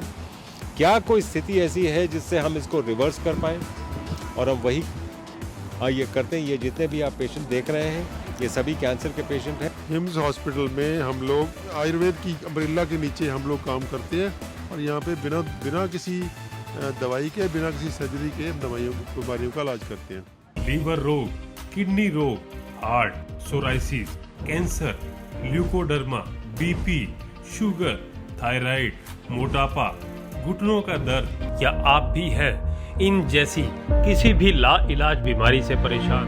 तो अब आपको चिंता करने की कोई आवश्यकता नहीं है, क्योंकि हम लेकर आए हैं हिम्स के नाम से दिल्ली व चंडीगढ़ के अंदर 2 बड़े हॉस्पिटल हैं, जहां पर आपके खाने पीने रहने की सुविधा के साथ साथ एक ही छत के नीचे Ayurveda, panchakarma, naturopathy, homeopathy, allopathy व आहारीय चिकित्सा के माध्यम से आपकी बीमारी का सही समय पर सही समाधान किया जाता है। अगर आप भी चाहते हैं अपनी बीमारी का सही समाधान सही समय पर पाना, तो आप हमारे हिम्स हॉस्पिटल में आकर भी अपनी बीमारी का इलाज करवा सकते हैं। ਹੁਣ ਭੋਜਨ ਦੇ ਮਾਮਲੇ 'ਚ ਜੋ ਰਿਸਰਚ ਹੋ ਰਹੀ ਹੈ, ਜੋ ਖੋਜਾਂ ਹੋ ਰਹੀਆਂ ਨੇ, ਜਿਨ੍ਹਾਂ ਖੋਜਾਂ ਨੂੰ ਅਸੀਂ ਲੈ ਕੇ ਅੱਗੇ ਚੱਲ ਰਹੇ ਹਾਂ, ਜਿਹਦਾ ਕਿ ਜਿਹੜਾ ਕਿ ਮੇਰਾ ਫੀਲਡ ਹੈ ਖੇਤੀ ਵਿਰਾਸਤ ਮਿਸ਼ਨ ਦੇ ਅੰਦਰ, ਜਿਹੜਾ ਇੱਕ ਫੀਲਡ ਹੈ ਵਾਤਾਵਰਣ ਦਾ ਤੇ ਸਿਹਤ ਦਾ, ਕਿ ਕਿਵੇਂ ਖੇਤੀ ਜਿਹੜੀ ਹੈ ਸਿੱਧੀ ਸਿਹਤ ਨਾਲ ਜੁੜੀ ਹੋਈ ਹੈ, ਖੇਤੀ ਸਿੱਧੀ ਵਾਤਾਵਰਣ ਨਾਲ ਜੁੜੀ ਹੋਈ ਹੈ। ਉਹ ਜਿਹੜਾ ਫੀਲਡ ਹੈ ਉਹਦੇ ਅੰਦਰ ਜੋ ਅਸੀਂ ਪਿਛਲੇ ਸਮੇਂ 'ਚ ਮੈਂ ਜਿੱਥੇ ਅਸੀਂ ਆਰਗੈਨਿਕ ਫਾਰਮਿੰਗ ਦੀ ਗੱਲ 'ਚ ਵੀ ਨਾਲ ਰਹੇ ਮਹਿੰਦਰ ਜੀ ਦੇ, ਉੱਥੇ ਮੇਰਾ ਫੀਲਡ ਰਿਹਾ ਕਿ ਮੈਂ ਸਿਹਤ ਦੇ ਮਾਮਲੇ 'ਚ ਜਿਹੜੀ ਹੈ ਉਹ ਮਹਿੰਦਰ ਜੀ ਨੂੰ ਘੜੀਸੀ ਫਿਰਦਾ ਰਿਹਾ। ਮਹਿੰਦਰ ਜੀ ਮੈਨੂੰ ਯਾਦ ਹੈ ਅਸੀਂ ਹੈਲਥ ਦੇ ਸਰਵੇ ਕਰਨ ਵਾਸਤੇ ਵੀ ਨਾਲ ਲੈ ਕੇ ਜਾ ਕੇ ਸੱਥਾਂ 'ਚ ਬੈਠਦੇ ਰਹੇ ਔਰ ਪੁੱਛਦੇ ਰਹੇ ਕਿ ਦੱਸੋ ਤੁਹਾਨੂੰ ਕੀ ਸਿਹਤ ਸਮੱਸਿਆਵਾਂ ਨੇ, ਫਿਰ ਅਸੀਂ ਉਹਦੀ ਖੋਜ ਕਰਨੀ, ਤੁਹਾਨੂੰ ਕਮਾਲ ਦੀਆਂ ਗੱਲਾਂ ਪਤਾ ਲੱਗਣੀਆਂ। ਤੁਹਾਨੂੰ ਮੈਂ ਇੱਕ ਨਿੱਕੀ ਜਿਹੀ ਉਦਾਹਰਨ ਦੇਵਾਂ, ਸਾਨੂੰ ਪਤਾ ਕਿਵੇਂ ਰਿਸਰਚ ਕੀਤੀ ਅਸੀਂ, ਤੁਹਾਨੂੰ ਥੋੜ੍ਹੀ ਝਲਕ ਹੋ ਜਾਏਗੀ। ਅਸੀਂ ਜਾ ਕੇ ਸੱਥਾਂ 'ਚ ਬਹਿ ਜਾਂਦੇ ਹੁੰਦੇ ਸੀਗੇ ਤੇ ਪੁੱਛਣਾ ਸਾਰਿਆਂ ਨੂੰ ਵੀ ਕੀ ਬਿਮਾਰੀਆਂ ਨੇ ਤੁਹਾਡੇ, ਕੀ ਨੇ। ਤੇ ਅਸੀਂ ਇੱਕ ਬਜ਼ੁਰਗ ਨੂੰ ਪੁੱਛਣ ਲੱਗੇ, ਮੈਂ ਬਾਪੂ ਸੁਣਿਆ ਵੀ ਬੱਚੇ ਗਿਰ ਜਾਂਦੇ ਜਲਦੀ, ਠਹਿਰਦਾ ਨਹੀਂ ਹੈ ਬੱਚਾ ਜੇ ਢੰਗ ਸਿਰ 9 ਮਹੀਨੇ ਵੀ ਪੂਰੇ ਨਹੀਂ ਹੁੰਦੇ। ਕਹਿੰਦਾ ਜੀ ਤੁਸੀਂ ਮੈਨੂੰ ਇਹ ਨਾ ਹੀ ਪੁੱਛੋ, ਇਹ ਕਿਸੇ ਜਨਾਨੀ ਨੂੰ ਪੁੱਛੋ ਜਾ ਕੇ, ਮੈਨੂੰ ਨਹੀਂ ਇਹਨਾਂ ਗੱਲਾਂ ਦਾ ਪਤਾ। ਪਰ ਮੈਂ ਤੁਹਾਨੂੰ ਇੱਕ ਗੱਲ ਦੱਸਦਾ ਕਿ ਮੇਰੀ ਕੱਟੀ 'ਚ ਜ਼ਰੂਰ ਇਹ ਗੱਲ ਹੈਗੀ ਜਿਹੜੀ ਤੁਸੀਂ ਕਹਿ ਰਹੇ ਹੋ। ਜੇ ਸਾਡੀਆਂ ਕੱਟੀਆਂ ਨੇ ਨਾ, ਪਹਿਲੀ ਗੱਲ ਤਾਂ ਕਹਿੰਦਾ ਨਵਾਂ ਦੁੱਧ ਨਹੀਂ ਲੱਗਦੀਆਂ ਹੁੰਦੀਆਂ, ਉਹ ਜਲਦੀ ਫੰਡਰ ਰਹਿ ਜਾਂਦੀਆਂ ਨੇ, ਤੇ ਜੇ ਹੋ ਜਾਂਦੀਆਂ ਨੇ ਤਾਂ ਉਹ ਗਿਰ ਜਾਂਦੀਆਂ ਨੇ ਜਲਦੀ। ਜਦੋਂ ਕਈ ਵਾਰੀ ਗਿਰਦੀਆਂ ਨੇ ਤਾਂ ਕਹਿੰਦਾ ਵਿੱਚੋਂ ਕੱਟੜੂ ਨਿਕਲਦਾ ਹੀ ਨਹੀਂ ਹੈ, ਉਹ ਨਿਰੀ ਉਹ ਲੇਸ ਜਿਹੀ ਨਿਕਲ ਜਾਂਦੀ ਹੈ ਤੇ ਪਤਾ ਲੱਗਦਾ ਵੀ ਹੈ ਨਹੀਂ ਅੰਦਰ ਕੁਛ। ਇਹ ਕਹਿੰਦਾ ਸਾਡੀਆਂ ਕੱਟੀਆਂ ਝੋਟੀਆਂ ਜ਼ਰੂਰ ਹੋ ਰਿਹਾ। ਮਤਲਬ ਪਹਿਲੀ ਵਾਰੀ ਜਦੋਂ ਮੈਂ ਸੁਣਿਆ ਤਾਂ ਮੈਂ ਇੱਕਦਮ, ਜਿਹਨੂੰ ਕਹਿੰਦਾ ਬੰਦਾ ਕਿੱਥੇ ਕਿੰਨੀ ਵਿਜ਼ਡਮ ਆ ਉਸ ਬੰਦੇ 'ਚ। ਉਹਨੇ ਆਪਣੀ ਕੱਟੀਆਂ 'ਚ ਮੱਝਾਂ 'ਚ ਆਬਜ਼ਰਵ ਕਰ ਲਿਆ ਵੀ ਜੋ ਇਹ ਕਹਿ ਰਿਹਾ ਹੈ ਇਹ ਕਿਤੇ ਨਾ ਕਿਤੇ ਉਹਦੇ ਨਾਲ ਜੁੜੀ ਹੋਈ ਗੱਲ ਹੈ। ਫਿਰ ਇਸ ਗੱਲ ਨੂੰ ਅਸੀਂ ਬਹੁਤ ਥਾਵਾਂ 'ਤੇ ਵੈਰੀਫਾਈ ਕੀਤਾ ਔਰ ਸਾਰੀ ਕਨਫਰਮ ਹੋਈ ਗੱਲ ਕਿ ਜੋ ਮਨੁੱਖਾਂ 'ਚ ਹੋ ਰਿਹਾ ਉਹ ਸਾਡੀਆਂ ਮੱਝਾਂ ਗਾਵਾਂ 'ਚ ਵੀ ਹੋ ਰਿਹਾ, ਸੇਮ ਵਰਤਾਰਾ। ਔਰ ਤੁਸੀਂ ਮੱਝਾਂ ਗਾਵਾਂ 'ਚ ਦੇਖੋ ਕਿਵੇਂ ਸੂਏ ਘਟੇ ਉਹਨਾਂ ਦੇ, ਕਿੱਥੇ 15 ਸੂਏ ਸੀਗੇ, ਉਹ ਘਟਦੇ 5 ਤੇ 6 ਤੇ 7 ਤੇ ਆ ਗਏ। ਪੂਰੇ ਦਾ ਪੂਰਾ ਵਰਤਾਰਾ ਫਿਰ ਕਿਸ ਤਰ੍ਹਾਂ ਉਹ ਜਿਵੇਂ ਨਵੇਂ ਦੁੱਧ ਹੋਣ ਦੀ ਜਿਹੜੀਆਂ ਮੁਸ਼ਕਲਾਂ ਫੇਸ ਕਰਦੇ ਹੋ ਤੁਸੀਂ, ਉਹ ਸਾਰੀ ਥਾਂ ਤੋਂ ਹਰ ਥਾਂ ਤੋਂ ਇਹੀ ਫਿਰ ਅਸੀਂ ਫਿਰ ਮੁੜ ਕੇ ਹਰ ਥਾਂ 'ਤੇ ਜਿੱਥੇ ਜਾਣਾ ਉੱਥੇ ਇਹ ਗੱਲ ਨੂੰ ਜ਼ਰੂਰ ਪੁੱਛਣਾ ਵੀ ਆਹ ਗੱਲ ਵੀ ਹੈਗੀ, ਕਹਿੰਦੇ ਹਾਂ, ਉਹਨਾਂ ਕਹਿਣਾ ਹਾਂ ਇਹ ਤਾਂ ਹੈਗੀ ਆ। ਤਾਂ ਇਹ ਸਾਰਾ ਵਰਤਾਰਾ ਐਂ ਅਸੀਂ ਕਰਦੇ ਜਿਹੜੀ ਆ ਜਿਹੜੇ ਸਿੱਟੇ ਕੱਢੇ। ਤੇ ਪਹਿਲਾਂ ਅਸੀਂ ਡਰਦੇ ਰਹੇ। ਸਭ ਤੋਂ ਪਹਿਲਾਂ ਕੈਂਸਰ ਇਸ ਬੈਲਟ ਜ਼ਿਆਦਾ ਮਾਲਵਾ 'ਚ ਇਹ ਸਭ ਤੋਂ ਪਹਿਲਾਂ ਖੇਤੀ ਵਿਰਾਸਤ ਮਿਸ਼ਨ ਨੇ ਗੱਲ ਕੀਤੀ, ਅੱਜ ਤੋਂ 15 ਸਾਲ ਪਹਿਲਾਂ, 12 13 15 ਸਾਲ ਪਹਿਲਾਂ। ਉਦੋਂ ਵੀ ਸਾਨੂੰ ਇਹਨਾਂ ਨੇ ਕਿਹਾ ਵੀ ਨਹੀਂ ਤੁਸੀਂ ਐਵੇਂ ਡਰਾਈ ਜਾਂਦੇ ਹੋ, ਵੀ ਕੈਂਸਰ ਤਾਂ ਇੱਕੋ ਜਿਹਾ ਹੀ ਹੁੰਦਾ, ਅਮਰੀਕਾ 'ਚ ਵੀ ਹੈਗਾ, ਇੰਗਲੈਂਡ 'ਚ ਵੀ ਹੈਗਾ, ਫਿਰ ਤੁਸੀਂ ਕਿਉਂ ਕਹਿੰਦੇ ਹੋ ਵੀ ਤੁਹਾਡੇ ਇੱਥੇ ਜ਼ਿਆਦਾ। ਫਿਰ ਅਸੀਂ ਬਾਅਦ 'ਚ ਹੌਲੀ ਹੌਲੀ ਗੱਲ ਕੀਤੀ ਵੀ ਇੱਥੇ ਕਾਲਾ ਪੀਲੀਆ ਬਹੁਤ ਜ਼ਿਆਦਾ ਹੋ ਰਿਹਾ। ਉਹ ਫਿਰ ਵੀ ਹਰ ਵਾਰੀ ਸਾਡੇ ਤੇ ਚਾਰ ਚਫੇਰੋਂ ਇਸ ਗੱਲ ਤੇ ਹੋਇਆ ਵੀ ਨਹੀਂ ਤੁਸੀਂ ਤਾਂ ਉਹੀ ਡਰਾਉਂਦੇ ਹੋ। ਬਾਅਦ 'ਚੋਂ ਗੱਲ ਠੀਕ ਨਿਕਲਣੀ, ਕੈਂਸਰ ਵਾਲੀ ਗੱਲ ਵੀ ਠੀਕ ਨਿਕਲੀ ਵੀ ਕੈਂਸਰ ਇੱਧਰ ਜ਼ਿਆਦਾ ਹੈ, ਕਾਲਾ ਪੀਲੀਆ ਵਾਲੀ ਗੱਲ ਵੀ ਠੀਕ ਨਿਕਲੀ, ਉਹ ਵੀ ਜ਼ਿਆਦਾ ਹੈ। ਬਾਅਦ 'ਚ ਅਸੀਂ ਕਿਹਾ ਇਹਨਾਂ ਨੂੰ ਵੀ ਤੁਹਾਡੀਆਂ ਜਿਹੜੇ ਪਾਣੀ ਦੇ ਅੰਦਰ ਯੂਰੇਨੀਅਮ ਬਹੁਤ ਜ਼ਿਆਦਾ ਹੈ। ਅਸੀਂ ਉਹ ਕੁਛ ਉਹ ਖੋਜਾਂ 'ਚ ਕੱਢੀਆਂ ਵੀ ਤੁਹਾਡੇ ਤਾਂ ਯੂਰੇਨੀਅਮ ਤੇ ਹੋਰ ਭਾਰੀ ਧਾਤਾਂ ਬਹੁਤ ਜ਼ਿਆਦਾ ਨੇ ਥਲਥਲੇ ਪਾਣੀ 'ਚ। ਉਦੋਂ ਵੀ ਉਹਨਾਂ ਨੇ ਬੜੀ ਸਾਡੇ ਨਾਲ ਖੈਬੜੇ ਸਰਕਾਰੀ ਮਹਿਕਮੇ ਵਾਲੇ ਉਹ ਤੋਂ ਉੱਥੋਂ ਆ ਗਏ ਚੱਕ ਕੇ, ਬੰਬੇ ਤੋਂ ਟੀਮ ਆ ਗਈ ਜਦੋਂ ਅਸੀਂ ਕਿਹਾ ਵੀ ਯੂਰੇਨੀਅਮ ਹੈ ਪੰਜਾਬ ਦੇ ਪਾਣੀ 'ਚ, ਤੇ ਉਹ ਬੰਬੇ ਤੋਂ ਆ ਗਏ। ਕਹਿੰਦੇ ਜੀ ਤੁਸੀਂ ਕਿਸ ਬੇਸ ਤੇ ਕਹਿ ਰਹੇ ਹੋ, ਤੁਹਾਡੇ ਕੋਲ ਕਿਹੜੀ ਅਥਾਰਟੀ ਹੈ, ਤੁਹਾਡੇ ਕੋਲ ਕਿਹੜੀ ਰਿਸਰਚ ਇੰਸਟੀਚਿਊਟ ਹੈ, ਕਿਹੜੀ ਯੂਨੀਵਰਸਿਟੀ ਨਾਲ ਤੁਸੀਂ ਜੁੜੇ ਹੋਏ ਹੋ। ਅਸੀਂ ਕਾਹੇ ਨਾਲ ਜੁੜੇ ਹੋਏ, ਸਾਡੀ ਤਾਂ ਨਿੱਕੀ ਜਿਹੀ ਸੰਸਥਾ ਹੈ, ਅਸੀਂ ਤੁਹਾਨੂੰ ਗੱਲ ਦਾ ਕਹਿ ਰਹੇ ਹਾਂ, ਇਸ ਬੇਸ ਤੇ ਕਹਿ ਰਹੇ ਹਾਂ ਵੀ ਆਹ ਸਾਡਾ ਆਧਾਰ ਹੈ ਕਹਿਣ ਦਾ, ਤੇ ਤੁਸੀਂ ਉਹਨਾਂ ਨੂੰ ਕਹਾਂ ਵੈਰੀਫਾਈ ਕਰ ਲਓ, ਤੁਹਾਡੀ ਮਰਜ਼ੀ। ਹੁਣ ਉਹ ਜਦੋਂ ਵੈਰੀਫਾਈ ਕੀਤੀ, ਪਾਣੀ ਦੀ ਸੈਂਪਲਿੰਗ ਹੋਈ ਤਾਂ ਸਾਰਾ ਕੁਝ ਉਹ ਨਿਕਲਿਆ ਵੀ ਠੀਕ ਹੈ ਪੰਜਾਬ ਦੇ ਪਾਣੀ 'ਚ ਹੈਵੀ ਮੈਟਲ ਬਹੁਤ ਜ਼ਿਆਦਾ ਨੇ, ਸਣੇ ਯੂਰੇਨੀਅਮ ਵਰਗੀ ਖਤਰਨਾਕ ਧਾਤ ਜਿਹੜੀ ਕਿ ਉਸ ਵੇਲੇ ਸਾਨੂੰ ਵੀ ਸਮਝ ਨਹੀਂ ਸੀ ਆਈ ਵੀ ਯੂਰੇਨੀਅਮ ਕਿਉਂ ਵੱਧ ਗਿਆ। ਜਦੋਂ ਅਸੀਂ ਪਹਿਲੀ ਵਾਰੀ ਪਤਾ ਲੱਗਿਆ ਵੀ ਯੂਰੇਨੀਅਮ ਜ਼ਿਆਦਾ ਆ ਰਿਹਾ ਇੱਥੇ, ਤਾਂ ਯੂਰੇਨੀਅਮ ਜ਼ਿਆਦਾ ਆ ਰਿਹਾ ਤੇ ਫਿਰ ਤਾਂ ਬਹੁਤ ਹੀ ਖਤਰਨਾਕ ਗੱਲ ਹੈ। ਉਹ ਸਾਨੂੰ ਵੀ ਸਮਝ ਨਹੀਂ ਆਈ ਵੀ ਕੀ ਹੋਇਆ ਕੀ ਨਹੀਂ ਹੋਇਆ। ਅਸੀਂ ਐਵੇਂ ਤੁੱਕਾ ਜਿਹਾ ਮਾਰਤਾ ਵੀ ਉਹ ਇਰਾਕ ਇਰਾਨ 'ਚ ਲੜਾਈ ਹੋਈ ਸੀਗੀ, ਸ਼ਾਇਦ ਉਹ ਮਿੱਟੀ ਉੜ ਕੇ ਇੱਧਰ ਆ ਗਈ ਸਾਡੇ ਵੱਲ। ਉਹ TV ਚੈਨਲਾਂ ਨੇ ਉੱਦਾਂ ਹੀ ਲਾਤੀ, ਉਹ ਜਹਾਜ਼ ਚੜਾ ਛੂੰ ਕਰਕੇ ਦਿਖਾ ਕੇ, ਤੇ ਮਗਰ ਉਹਨੇ ਕਹਿਤਾ ਵੀ ਉਹ ਇਰਾਕ ਤੋਂ ਮਿੱਟੀ ਆ ਗਈ ਤੇ ਉਹ ਸਾਡੇ ਪੰਜਾਬ 'ਚ ਯੂਰੇਨੀਅਮ ਵੱਧ ਗਿਆ। ਤੇ ਬਾਅਦ ਸਾਨੂੰ ਹੌਲੀ ਹੌਲੀ ਸਮਝ ਆਈ ਵੀ ਇਹ ਤਾਂ DAP ਖਾਦ ਤੋਂ ਆ ਰਿਹਾ। ਹੋਰ ਸਮਝ ਆਈ ਵੀ ਇਹ ਜਿਹੜਾ ਥੋੜ੍ਹਾ ਡੂੰਘਾ ਪਾਣੀ ਕੱਢੀ ਜਾਂਦੇ ਅਸੀਂ 500 ਫੁੱਟ ਤੋਂ 400 ਫੁੱਟ ਤੋਂ, ਉਹਦੇ ਸਾਰਾ ਯੂਰੇਨੀਅਮ ਹੈ। ਇੰਨਾ ਡੂੰਘਾ ਪਾਣੀ ਕੱਢਣਾ ਹੀ ਨਹੀਂ ਚਾਹੀਦਾ। ਜੇ ਇੰਨਾ ਡੂੰਘਾ ਪਾਣੀ ਕੱਢ ਕੇ ਤੁਸੀਂ ਉੱਤੇ ਖਿਲਾਰੋਗੇ ਖੇਤਾਂ 'ਚ 500 ਫੁੱਟ ਵਾਲਾ, 400 ਫੁੱਟ ਵਾਲਾ, 300 ਫੁੱਟ ਵਾਲਾ ਪਾਣੀ, ਤਾਂ ਜੋ ਉਹਦੇ 'ਚ ਸਾਰਾ ਹੈਗਾ ਹੈਵੀ ਮੈਟਲ ਨੇ ਯੂਰੇਨੀਅਮ, ਉਹ ਸਾਰਾ ਉੱਪਰ ਆ ਜਾਂਦਾ। ਤੇ ਉੱਪਰ ਆਏਗਾ ਤਾਂ ਸਾਰਾ ਸਾਡੇ 'ਚ ਜਾਏਗਾ, ਸਾਡੇ 'ਚ ਵੜੇਗਾ। ਤਾਂ ਹਾਲਤ ਸਾਡੀ ਇਹ ਹੋ ਗਈ ਤੇ ਸਾਰੇ ਅੰਦਰ ਯੂਰੇਨੀਅਮ ਦੇ ਕਣ ਹੈਗੇ ਆ। ਹੁਣ ਕੈਂਸਰ ਹੀ ਹੋਏਗਾ, ਫਿਰ ਉਹ ਕੀ ਹੋਣਾ। ਤਾਂ ਇਹ ਕਿਤੇ ਨਾ ਕਿਤੇ ਵਰਤਾਰਾ ਇੱਦਾਂ ਚੱਲਦੇ ਐਂ ਜੁੜ ਗਈ ਖੇਤੀ ਸਿਹਤ ਨਾਲ।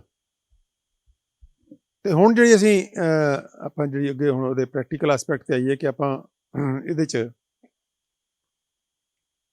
ਸਿਹਤ ਦੇ ਅੰਦਰ ਜਿਹੜਾ ਜੋ ਕੰਮ ਆਪਾਂ ਕਰ ਰਹੇ ਹਾਂ, ਉਹ ਜਿੱਦਾਂ ਖੇਤੀ ਦੇ ਅੰਦਰ ਕੈਮੀਕਲ ਲੈ ਕੇ ਆਏ, ਇੱਦਾਂ ਹੀ ਵੈਟਰਨਰੀ 'ਚ ਵੀ ਲਿਆਏ, ਡੰਗਰਾਂ 'ਚ ਵੀ। ਦੇਖੋ ਡੰਗਰਾਂ 'ਚ ਵੀ ਦਵਾਈਆਂ ਵਰਤਣ ਲੱਗ ਗਏ, ਡਿਕਲੋਫੈਨਿਕ ਤੇ ਐਂਟੀਬਾਇਓਟਿਕਸ ਤੇ ਸਾਰਾ ਕੁਛ। ਜਿਵੇਂ ਡੰਗਰ ਬਿਮਾਰ ਹੋਣ ਲੱਗੇ, ਉਹ ਦਵਾਈਆਂ ਦੀ ਵਰਤੋਂ ਵੱਧ ਗਈ। ਦਵਾਈਆਂ ਦੀ ਵਰਤੋਂ ਵਧੀ ਤਾਂ ਉਹਦੇ ਅੰਦਰ ਫਿਰ ਡਿਕਲੋਫੈਨਿਕ ਆਈ, ਡਿਕਲੋਫੈਨਿਕ ਖਾ ਕੇ ਕਹਿੰਦੇ ਜੀ ਗਿੱਧਾਂ ਮਰ ਗਈਆਂ। ਅੱਗੇ ਦੀ ਅੱਗੇ ਗੱਲ ਜੁੜਦੀ ਗਈ, ਮੱਝਾਂ ਨੂੰ ਟੀਕੇ ਲੱਗੇ, ਫਿਰ ਟੀਕੇ ਗਿੱਧਾਂ ਨੇ ਖਾਏ, ਫਿਰ ਗਿੱਧਾਂ ਖਤਮ ਹੀ ਹੋ ਗਈਆਂ। ਉਹੀ ਡਿਕਲੋਫੈਨਿਕ ਜਿਹਨਾਂ ਨਾਲ ਕਹਿੰਦੇ ਗਿੱਧਾਂ ਖਤਮ ਹੋ ਗਈਆਂ, ਬੰਦਿਆਂ 'ਚ ਅਜੇ ਵੀ ਚੱਲ ਰਹੀ ਹੈ। ਸਾਡੀ ਬੱਸਾਂ 'ਚ ਵਿਕਦੀ ਆ ਹਰੇ ਪੱਤੇ ਵਾਲੀ ਗੋਲੀ, 5-5 10-10 ਰੁਪਏ ਦੀ। ਵੈਟਰਨਰੀ 'ਚ ਬੈਨ ਆ ਉਹ, ਡੰਗਰਾਂ ਵਾਲੀ ਨਹੀਂ ਤੁਸੀਂ ਵਰਤ ਸਕਦੇ ਉਹਨੂੰ, ਲੇਕਿਨ ਬੰਦਿਆਂ ਵਾਲੀ ਵਰਤ ਰਹੇ ਆ। ਕਹਿੰਦੇ ਜੀ ਉਹ ਤਾਂ ਸੱਚ ਕਹਿੰਦੇ ਡੰਗਰਾਂ ਦੀ ਸੀਗੀ, ਉਹ ਤਾਂ ਬੰਦਿਆਂ ਦੀ ਨਹੀਂ ਹੈ। ਵੀ ਤੁਹਾਨੂੰ ਇੰਨਾ ਕੁ ਪਤਾ ਲੱਗਿਆ ਵੀ ਡੰਗਰਾਂ ਨੂੰ ਨੁਕਸਾਨ ਹੋ ਗਿਆ ਉਹਦਾ, ਤਾਂ ਤੁਸੀਂ ਕਮ ਸੇ ਕਮ ਇੰਨਾ ਕੁ ਭਵਿੱਖਬਾਣੀ ਕਰ ਲਓ ਵੀ ਡੰਗਰ ਤੇ ਬੰਦਿਆਂ 'ਚ ਕਿੰਨਾ ਕੁ ਫਰਕ ਹੁੰਦਾ। ਜੇ ਡੰਗਰਾਂ ਨੂੰ ਨੁਕਸਾਨ ਕਰ ਰਹੀ, ਬੰਦਿਆਂ ਨੂੰ ਨਹੀਂ ਕਰਨਾ, ਉਹ ਨਹੀਂ ਬੰਦ ਕੀਤੀ, ਨਹੀਂ ਬੰਦ ਹੋਣ ਦਿੱਤੀ ਅਗਲਿਆਂ ਨੇ, ਉਹ ਅਜੇ ਵੀ ਚੱਲੀ ਜਾਂਦੀ ਹੈ। ਡੰਗਰਾਂ 'ਚ ਬੰਦ ਹੋਊਗੀ, ਡੰਗਰਾਂ 'ਚ ਨਹੀਂ ਵਰਤ ਸਕਦੇ। ਇਹ ਹੈਲਥ 'ਚ ਵੀ ਉੱਦਾਂ ਦਾ ਵਰਤਾਰਾ ਜੋ ਖੇਤੀ 'ਚ ਕੀਤਾ ਇਹਨਾਂ ਨੇ, ਸੇਮ ਚੀਜ਼ ਇਹਨਾਂ ਨੇ ਹੈਲਥ 'ਚ ਕੀਤੀ। ਹੈਲਥ ਸਾਨੂੰ ਕੀ ਕਹਿੰਦੇ ਆ, ਤੁਸੀਂ ਬਿਮਾਰ ਹੋ ਗਏ, ਚਲੋ ਖਾਓ ਦਵਾਈਆਂ। ਸ਼ੂਗਰ ਹੋ ਗਈ, ਸਾਰੀ ਉਮਰ ਦਵਾਈਆਂ। BP ਹੋ ਗਈ, ਸਾਰੀ ਉਮਰ ਦਵਾਈਆਂ। ਅਸਥਮਾ ਹੋ ਗਿਆ, ਸਾਰੀ ਉਮਰ ਦਵਾਈਆਂ। ਗਠੀਆ ਹੋ ਗਿਆ, ਸਾਰੀ ਉਮਰ ਦਵਾਈਆਂ। ਇੱਕ ਦਵਾਈ ਤੋਂ ਸ਼ੁਰੂ ਕਰਦੇ ਆ, ਦੂਜੀ ਵਾਰੀ ਜਾਓ ਦੂਜੀ ਸ਼ੁਰੂ, ਤੀਜੀ ਵਾਰੀ ਜਾਓ ਤੀਜੀ ਸ਼ੁਰੂ, ਚੌਥੀ ਵਾਰੀ ਜਾਓ ਚੌਥੀ ਸ਼ੁਰੂ। 2-3-4 ਸਾਲ ਬਾਅਦ ਪਤਾ ਲੱਗਦਾ 10 ਗੋਲੀਆਂ ਬੰਦਾ ਖਾ ਰਿਹਾ। ਮੁੜ ਕੇ ਯਾਦ ਰੱਖਣਾ ਪੈਂਦਾ, ਲਿਖ ਕੇ ਰੱਖਣਾ ਪੈਂਦਾ ਵੀ ਇਹ ਸਵੇਰ ਵਾਲੀਆਂ ਨੇ, ਫਿਰ ਇਹ ਦੁਪਹਿਰ ਵਾਲੀ ਹੈ, ਫਿਰ ਇਹ ਰਾਤ ਵਾਲੀ ਹੈ। ਉਹਦੇ ਲਿਫਾਫੇ ਅਲੱਗ-ਅਲੱਗ ਬਣੇ ਹੁੰਦੇ ਆ। ਜੇ ਤੁਸੀਂ ਅਗਰ ਘਰ ਦੇਖੋਗੇ, ਲਿਫਾਫੇ ਦੇ ਉੱਪਰ ਲਿਖਿਆ ਹੁੰਦਾ ਸਵੇਰ ਵਾਲੀ ਗੋਲੀ ਤੇ ਫਿਰ ਦੁਪਹਿਰ ਵਾਲੀ ਤੇ ਰਾਤ ਵਾਲੀ, ਸਾਰੀ ਉਮਰ ਖਾਣੀਆਂ ਨੇ। ਤੇ ਸਾਰੀ ਉਮਰ ਖਾਓਗੇ ਤੇ ਫਿਰ ਜੇ ਕੈਮੀਕਲ ਖਾ ਰਹੇ ਹੋ ਉਹ ਵੀ ਜ਼ਹਿਰ ਨੇ, ਉਹ ਫਿਰ ਕਿਉਂ ਬਿਮਾਰੀਆਂ ਨਵੀਆਂ ਸ਼ੁਰੂ ਹੋ ਜਾਂਦੀਆਂ ਆਉਣੀਆਂ। ਇੱਕ ਬਿਮਾਰੀ ਆਈ ਮਗਰੇ ਦੂਜੀ ਆਈ ਮਗਰੇ ਤੀਜੀ ਆਈ, 4-4 5-5 ਬਿਮਾਰੀਆਂ ਨੇ, 10-10 15-15 ਦਵਾਈਆਂ ਨੇ। ਅਲਟੀਮੇਟਲੀ ਕੀ ਹੁੰਦਾ ਇਹਦੇ ਨਾਲ? ਬੰਦਾ ਜਿਉਂਦਾ ਤਾਂ ਹੈਗਾ, ਤੁਰਿਆ ਤਾਂ ਫਿਰਦਾ, ਪਰ ਉਹਨੂੰ ਸਿਹਤਮੰਦ ਨਹੀਂ ਕਹਿ ਸਕਦੇ ਤੁਸੀਂ। ਸਿਹਤ ਨਹੀਂ ਹੈ ਉਹਦੇ 'ਚ, ਉਹ ਜਾਨ ਪ੍ਰਾਣ ਨਹੀਂ ਹੈ, ਉਹ ਊਰਜਾ ਨਹੀਂ ਹੈ। ਉਹ ਬੰਦਾ ਜਿਉਂਦਾ ਜ਼ਰੂਰ ਹੈ ਲੇਕਿਨ ਦਵਾਈਆਂ ਦੇ ਸਹਾਰੇ ਤੇ। ਉਹ ਪੈਸਿਆਂ ਦੀ ਬਰਬਾਦੀ ਹੁੰਦੀ, ਉਹ ਵੱਖਰੀ ਹੈ। ਜਿੱਦਾਂ ਦੀ ਉਹਦੀ ਸਿਹਤ ਹੁੰਦੀ ਉਹਦੇ ਨਾਲ ਦਵਾਈਆਂ ਨਾਲ ਆਪਣਾ ਡੰਗ ਟਪਾਊ ਕੰਮ ਹੁੰਦਾ, ਉਹ ਤਾਂ ਕਰੀ ਜਾਂਦਾ, ਲੇਕਿਨ ਉਹ ਬੰਦ ਨਹੀਂ ਕਰ ਸਕਦਾ। ਤਾਂ ਇਹ ਜਿਹੜਾ ਦਵਾਈਆਂ ਦਾ ਵਰਤਾਰਾ ਹੈ, ਉੱਥੋਂ ਲੈ ਕੇ ਆਮ ਬਿਮਾਰੀ ਤੋਂ ਲੈ ਕੇ ਹੁਣ ਆਮ ਬਿਮਾਰੀ ਦੇ ਵਿੱਚ ਦੇਖੋ ਤੁਸੀਂ ਕਿਸ ਢੰਗ ਦੇ ਨਾਲ ਗੈਰ ਕੁਦਰਤੀ ਵਰਤਾਰਾ ਸਾਰਾ।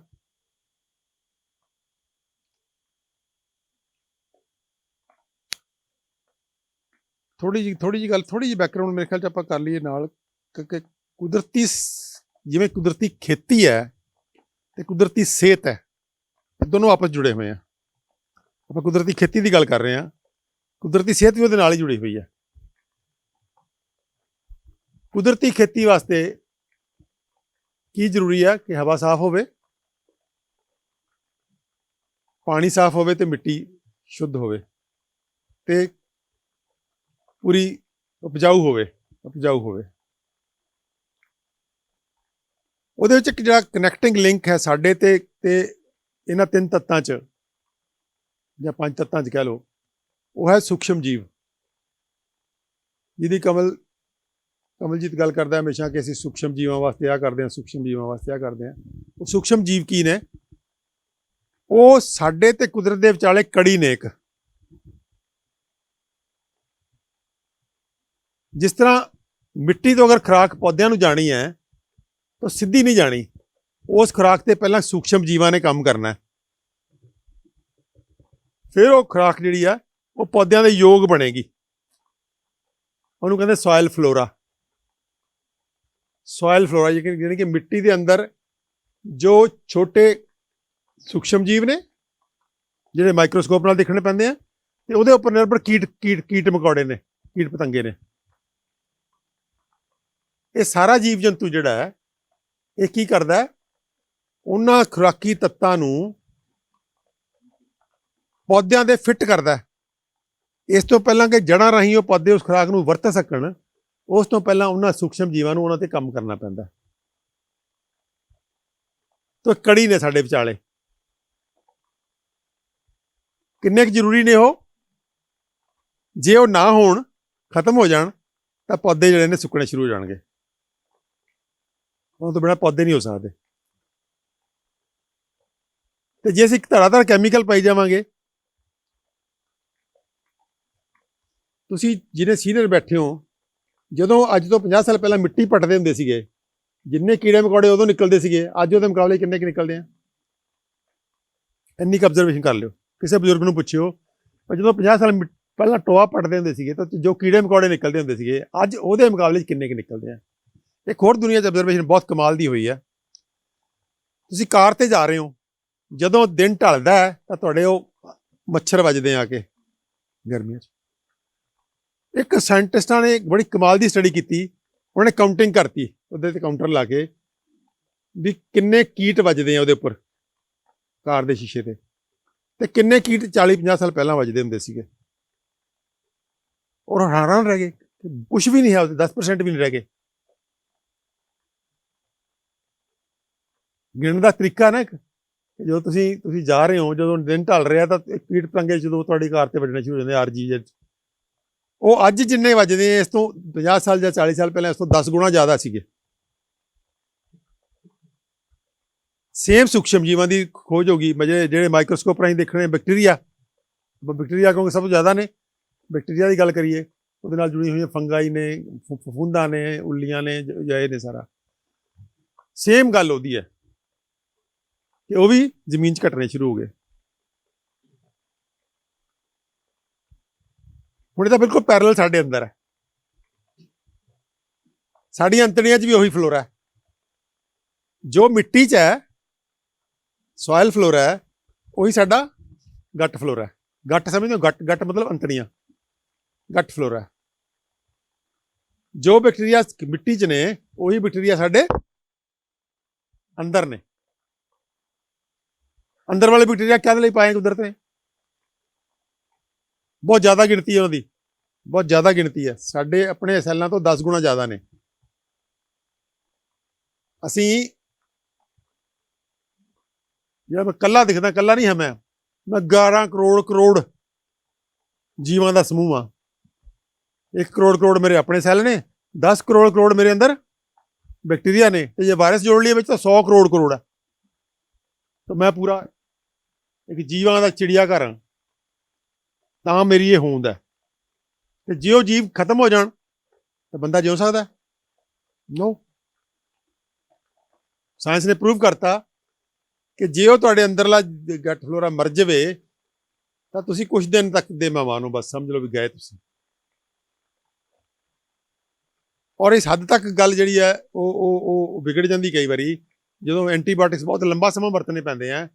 ਜਿੱਥੇ ਉਹ ਗੱਟ ਫਲੋਰਾ ਮਰ ਜਾਂਦਾ ਬਿਲਕੁਲ, ਉੱਥੇ ਫਿਰ ਕੋਈ ਦਵਾਈ ਅਸਰ ਨਹੀਂ ਕਰਦੀ, ਸਭ ਦਵਾਈਆਂ ਬੇਕਾਰ ਹੋ ਜਾਂਦੀਆਂ ਨੇ। ਉੱਥੇ ਲਾਸਟ ਇੱਕ ਦਵਾਈ ਬਚਦੀ ਹੈ, ਉਹ ਕੀ ਹੋ ਸਕਦੀ ਹੈ?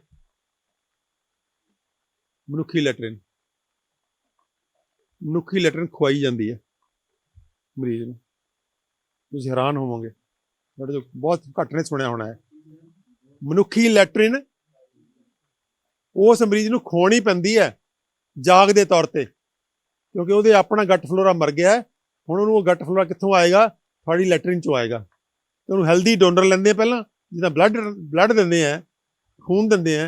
ਇਹਦੇ ਇੱਕ ਹੈਲਦੀ ਡੋਨਰ ਦੀ ਲੈਟਰਿਨ ਨੂੰ ਕਿਸੇ ਨਾ ਕਿਸੇ ਸ਼ਕਲ 'ਚ ਅੰਦਰ ਪਾਉਣਾ ਪੈਂਦਾ ਉਸ ਬੰਦੇ ਦੇ, ਤਾਂ ਬੰਦਾ ਬਚਦਾ। ਕਿਉਂ? ਕਿਉਂਕਿ ਉਹ ਜਿਹੜਾ ਉਹ ਸੂਖਸ਼ਮ ਜੀਵ ਸੀਗੇ, ਜਿਹੜੇ ਉਹ ਦੋਸਤ ਸੀਗੇ ਜਿਨ੍ਹਾਂ ਦੇ ਸਿਰ ਤੇ ਉਹ ਜਿਉਂਦਾ ਸੀਗਾ, ਉਹ ਖਤਮ ਹੋ ਗਏ। ਸਾਡੇ ਤਾਂ ਖੈਰ ਕਲਚਰ ਦੇ ਵਿੱਚ ਬਹੁਤ ਪੁਰਾਣਾ ਸੀਗਾ ਗੋਬਰ। ਉਹ ਅਸੀਂ ਗੋਬਰ ਦੇ ਨਾਲ ਰੋਜ਼ ਹੱਥ ਪੈਰ ਲਪੇਟਦੇ ਸੀਗੇ, ਤਾਂ ਸਾਡੇ ਅੰਦਰ ਤਾਂ ਗੋਬਰ ਵੈਸੇ ਥੋੜਾ ਬਹੁਤਾ ਕੁਦਰਤੀ ਚਲਾ ਜਾਂਦਾ ਸੀਗਾ, ਤੇ ਉਹ ਬਚਾ ਕੇ ਰੱਖਦਾ ਸੀ ਸਾਨੂੰ। ਤੇ ਆਯੁਰਵੇਦ 'ਚ ਗੋਬਰ ਖਾਣ ਦੀ ਵੀ ਕਿਤੇ ਨਾ ਕਿਤੇ ਵਰਣਨ ਹੈਗਾ, ਕਿਸੇ ਨਾ ਕਿਸੇ ਸ਼ਕਲ 'ਚ ਮਾਈਕਰੋਸਕੋਪਿਕ ਕੁਆਂਟਿਟੀ ਅੱਜ ਵੀ ਦਿੱਤਾ ਜਾਂਦਾ। ਉਹ ਕਿਸੇ ਨਾ ਕਿਸੇ ਸ਼ਕਲ 'ਚ ਗੋਬਰ ਪੰਚਗਵਿਆ ਦੇ ਨਾਂ ਤੇ ਗੋਬਰ ਦੇਣ ਦੀ ਅੱਜ ਵੀ ਵਰਤੀ ਹੈਗੀ ਹੈ। ਤਾਂ ਗੱਲ ਹੋਈ ਇੱਥੇ ਹਿਊਮਨ ਲੈਟਰਿਨ ਰਜਿਸਟਰਡ ਮੈਡੀਸਨ ਆ। ਉਹ ਜਿਹੜੀ ਮਨੁੱਖੀ ਲੈਟਰਿਨ ਹੈ ਉਹ ਇਸ ਵੇਲੇ ਮੈਡੀਸਨ ਦੇ ਤੌਰ ਤੇ ਰਜਿਸਟਰ ਹੋ ਚੁੱਕੀ ਹੈ। ਉਹਨੂੰ ਫੀਕਲ ਟ੍ਰਾਂਸਪਲਾਂਟ ਵੀ ਕਹਿੰਦੇ ਆ, ਟ੍ਰਾਂਸਪਲਾਂਟ ਕਰਨਾ। ਉਹਨੂੰ ਪੂਪ ਕੈਪਸੂਲ ਦੀ ਸ਼ਕਲ 'ਚ ਵੀ ਅਵੇਲੇਬਲ ਹੈ, ਉਹਨੂੰ ਪੂਪ ਕੈਪਸੂਲਸ ਕਹਿੰਦੇ ਆ। ਸੋ ਉਹ ਮੈਂ ਇਸ ਕਰਕੇ ਉਹਦਾ ਰੈਫਰੈਂਸ ਦਿੱਤਾ ਤਾਂ ਕਿ ਤੁਹਾਨੂੰ ਯਾਦ ਰਹੇਗਾ ਕਿ ਕਿੰਨਾ ਇੰਪੋਰਟੈਂਟ ਹੈ, ਕਿੰਨਾ ਜ਼ਰੂਰੀ ਹੈ ਸਾਡੇ ਉਹਨਾਂ ਦੋਸਤਾਂ ਨੂੰ ਯਾਦ ਰੱਖਣਾ ਜਿਹੜੇ ਸਾਡੇ ਅੰਦਰ ਚੁੱਪ ਚਪੀਤੇ ਸਾਡੇ ਜਿਉਣ ਦਾ ਆਧਾਰ ਨੇ। ਜਿਵੇਂ ਮਿੱਟੀ ਦੀ ਉਪਜਾਊ ਸ਼ਕਤੀ ਦਾ ਆਧਾਰ ਕੀ ਹੈ? ਉੱਥੋਂ ਦੇ ਸੂਖਸ਼ਮ ਜੀਵ। ਸਾਡੇ ਅੰਦਰ ਬੈਠੇ ਗੱਟ ਫਲੋਰਾ ਸਾਡੇ ਜੀਵਨ ਦਾ ਆਧਾਰ ਨੇ। ਤੇ ਮੈਂ ਅਕਸਰ ਜਿਹੜਾ ਕਹਿੰਦਾ ਹੁੰਦਾ, ਜਿਨ੍ਹਾਂ ਨੇ ਸ਼ਾਇਦ ਮੇਰੀਆਂ ਵੀਡੀਓ 'ਚ ਸੁਣਿਆ ਵੀ ਹੋਣਾ, ਕਿ ਇਹ ਜਿਹੜੇ ਬੈਕਟੀਰੀਆ ਨੇ, ਇਹ ਜਿਹੜੇ ਸੂਖਸ਼ਮ ਜੀਵ ਨੇ, ਸਾਡੇ ਬ੍ਰਹਮਾ ਵਿਸ਼ਨੂੰ ਤੇ ਮਹੇਸ਼ ਨੇ। ਸਾਡੇ ਬ੍ਰਹਮਾ ਵਿਸ਼ਨੂੰ ਤੇ ਮਹੇਸ਼ ਨੇ, ਕਿਉਂਕਿ ਪੈਦਾ ਵੀ ਇਹਨਾਂ ਦੇ ਸਿਰ ਤੇ ਜ਼ਿੰਦਗੀ ਹੋਈ। ਕਿਉਂਕਿ ਜ਼ਿੰਦਗੀ ਦੇ ਵਿੱਚ ਧਰਤੀ ਦੇ ਉੱਪਰ ਲੱਖਾਂ ਕਰੋੜਾਂ ਸਾਲ ਤੱਕ ਇਕੱਲੇ ਸੂਖਸ਼ਮ ਜੀਵ ਸੀਗੇ, ਸਿਰਫ ਸੂਖਸ਼ਮ ਜੀਵ। ਵੱਡੀ ਲਾਈਫ ਹੈ ਹੀ ਨਹੀਂ ਸੀ। ਲੱਖਾਂ ਕਰੋੜਾਂ ਸਾਲ ਤੱਕ ਇਹਨਾਂ ਨੇ ਕੰਮ ਕੀਤਾ ਉਸ ਧਰਤੀ ਤੇ, ਤਾਂ ਉਹ ਧਰਤੀ ਕਾਬਲ ਬਣੀ ਵੱਡੇ ਜੀਵਨ ਦੇ, ਜਿਹੜਾ ਜੀਵਨ ਦਿਖਦਾ ਸਾਨੂੰ ਉਹਨਾਂ ਦੀ ਅੱਖ ਨਾਲ। ਤੇ ਹੌਲੀ ਹੌਲੀ ਮਨੁੱਖ ਉਹਦੇ 'ਚ ਆਇਆ। ਉਹ ਕਿਤੇ ਨਾ ਕਿਤੇ ਵਰਤਾਰਾ ਜਿਹੜਾ ਹੈ ਬ੍ਰਹਮਾ ਦਾ ਸੀਗਾ, ਕਿ ਕ੍ਰੀਏਟਰ, ਜੀਵਨ ਨੂੰ ਪੈਦਾ ਕਰਨ ਵਾਲਾ ਕੌਣ ਹੈ? ਉਹ ਸਾਡੇ ਪੁਰਖਿਆਂ ਨੇ ਸਮਝਾਉਣ ਵਾਸਤੇ ਉਹਨੂੰ ਇੱਕ ਵਿਅਕਤੀ ਦਾ ਰੂਪ ਦੇ ਦਿੱਤਾ, ਜਿਵੇਂ ਬ੍ਰਹਮਾ ਕੋਈ ਬੰਦੇ ਵਰਗਾ ਦੇਵਤਾ ਹੈ। ਅਸਲ ਉਹ ਸ਼ਕਤੀ ਸੀ ਪਰਮਾਤਮਾ ਦਾ ਜਿਹੜਾ ਅਗਲਾ ਰੂਪ ਹੈ, ਪਦਾਰਥ ਦੀ ਸ਼ਕਲ 'ਚ ਰੂਪ ਹੈ, ਉਹ ਦੇਵਤੇ ਕਹਿੰਦੇ ਸੀ। ਦੇਵਤੇ ਦਾ ਮਤਲਬ ਇਹ ਹੁੰਦਾ ਨਾ ਕਿ ਰੱਬ ਦੇ ਦੂਤ। ਜਿਵੇਂ ਸੂਰਜ ਨੂੰ ਦੇਵਤਾ ਕਹਿੰਦੇ ਸੀਗੇ, ਉਹ ਸੂਰਜ ਤੋਂ ਵੱਡਾ ਤਾਂ ਕੋਈ ਦੇਵਤਾ ਨਹੀਂ ਨਾ ਹੈ। ਸੂਰਜ ਤੋਂ ਬਿਨਾਂ ਕੁਝ ਵੀ ਹੋ ਸਕਦਾ। ਸੂਰਜ ਦਾ ਹੀ ਸਾਰਾ ਜੋ ਖਿਲਾਰਾ ਸੂਰਜ ਦੇ ਸਿਰ ਤੇ ਖੜਾ। ਅਸੀਂ ਭੁੱਲ ਭੱਲ ਜਾਂਦੇ ਹਾਂ ਵੀ ਸੂਰਜ ਵੀ ਕੋਈ ਚੀਜ਼ ਹੁੰਦਾ, ਲੇਕਿਨ ਸੂਰਜ ਤੋਂ ਬਿਨਾਂ ਕੁਝ ਵੀ ਸੰਭਵ ਨਹੀਂ ਹੈ। ਫਿਜ਼ੀਕਲੀ ਵੀ ਨਹੀਂ, ਕਿਉਂਕਿ ਧਰਤੀ ਸੂਰਜ ਦੇ ਆਲੇ ਦੁਆਲੇ ਘੁੰਮਦੀ ਹੈ, ਉਹਦੀ ਸਾਰੀ ਗ੍ਰੈਵੀਟੇਸ਼ਨ ਉਹਦੀ ਗੁਰੂਤਾ ਬਲ 'ਚ ਵੱਜੀ ਹੋਈ ਹੈ, ਉਹਦੇ ਨਾਲ ਇੰਡਾਇਰੈਕਟ ਉਹਦੇ ਅਦਿੱਖ ਇੱਕ ਬੰਧਨ ਬਣਿਆ ਹੋਇਆ ਸੂਰਜ ਨਾਲ, ਉਹ ਤਾਂ ਹੈ ਹੀ ਹੈ। ਲੇਕਿਨ ਜਿਹੜੀ ਊਰਜਾ ਕਾਸਮਿਕ ਊਰਜਾ ਹੈ, ਜਿਹੜੀ ਖਾਲੀ ਥਾਂ ਪਈ ਹੈ, ਜਿਹੜਾ ਖਾਲੀ ਥਾਂ ਇਹ ਕੀ ਹੈ? ਸਾਡੇ ਵੱਲ ਦਾ ਖਾਲੀ ਥਾਂ ਕੀ ਕਵਾਂਗੇ ਇਹਨੂੰ? ਕੀ ਹੈ ਇਹ?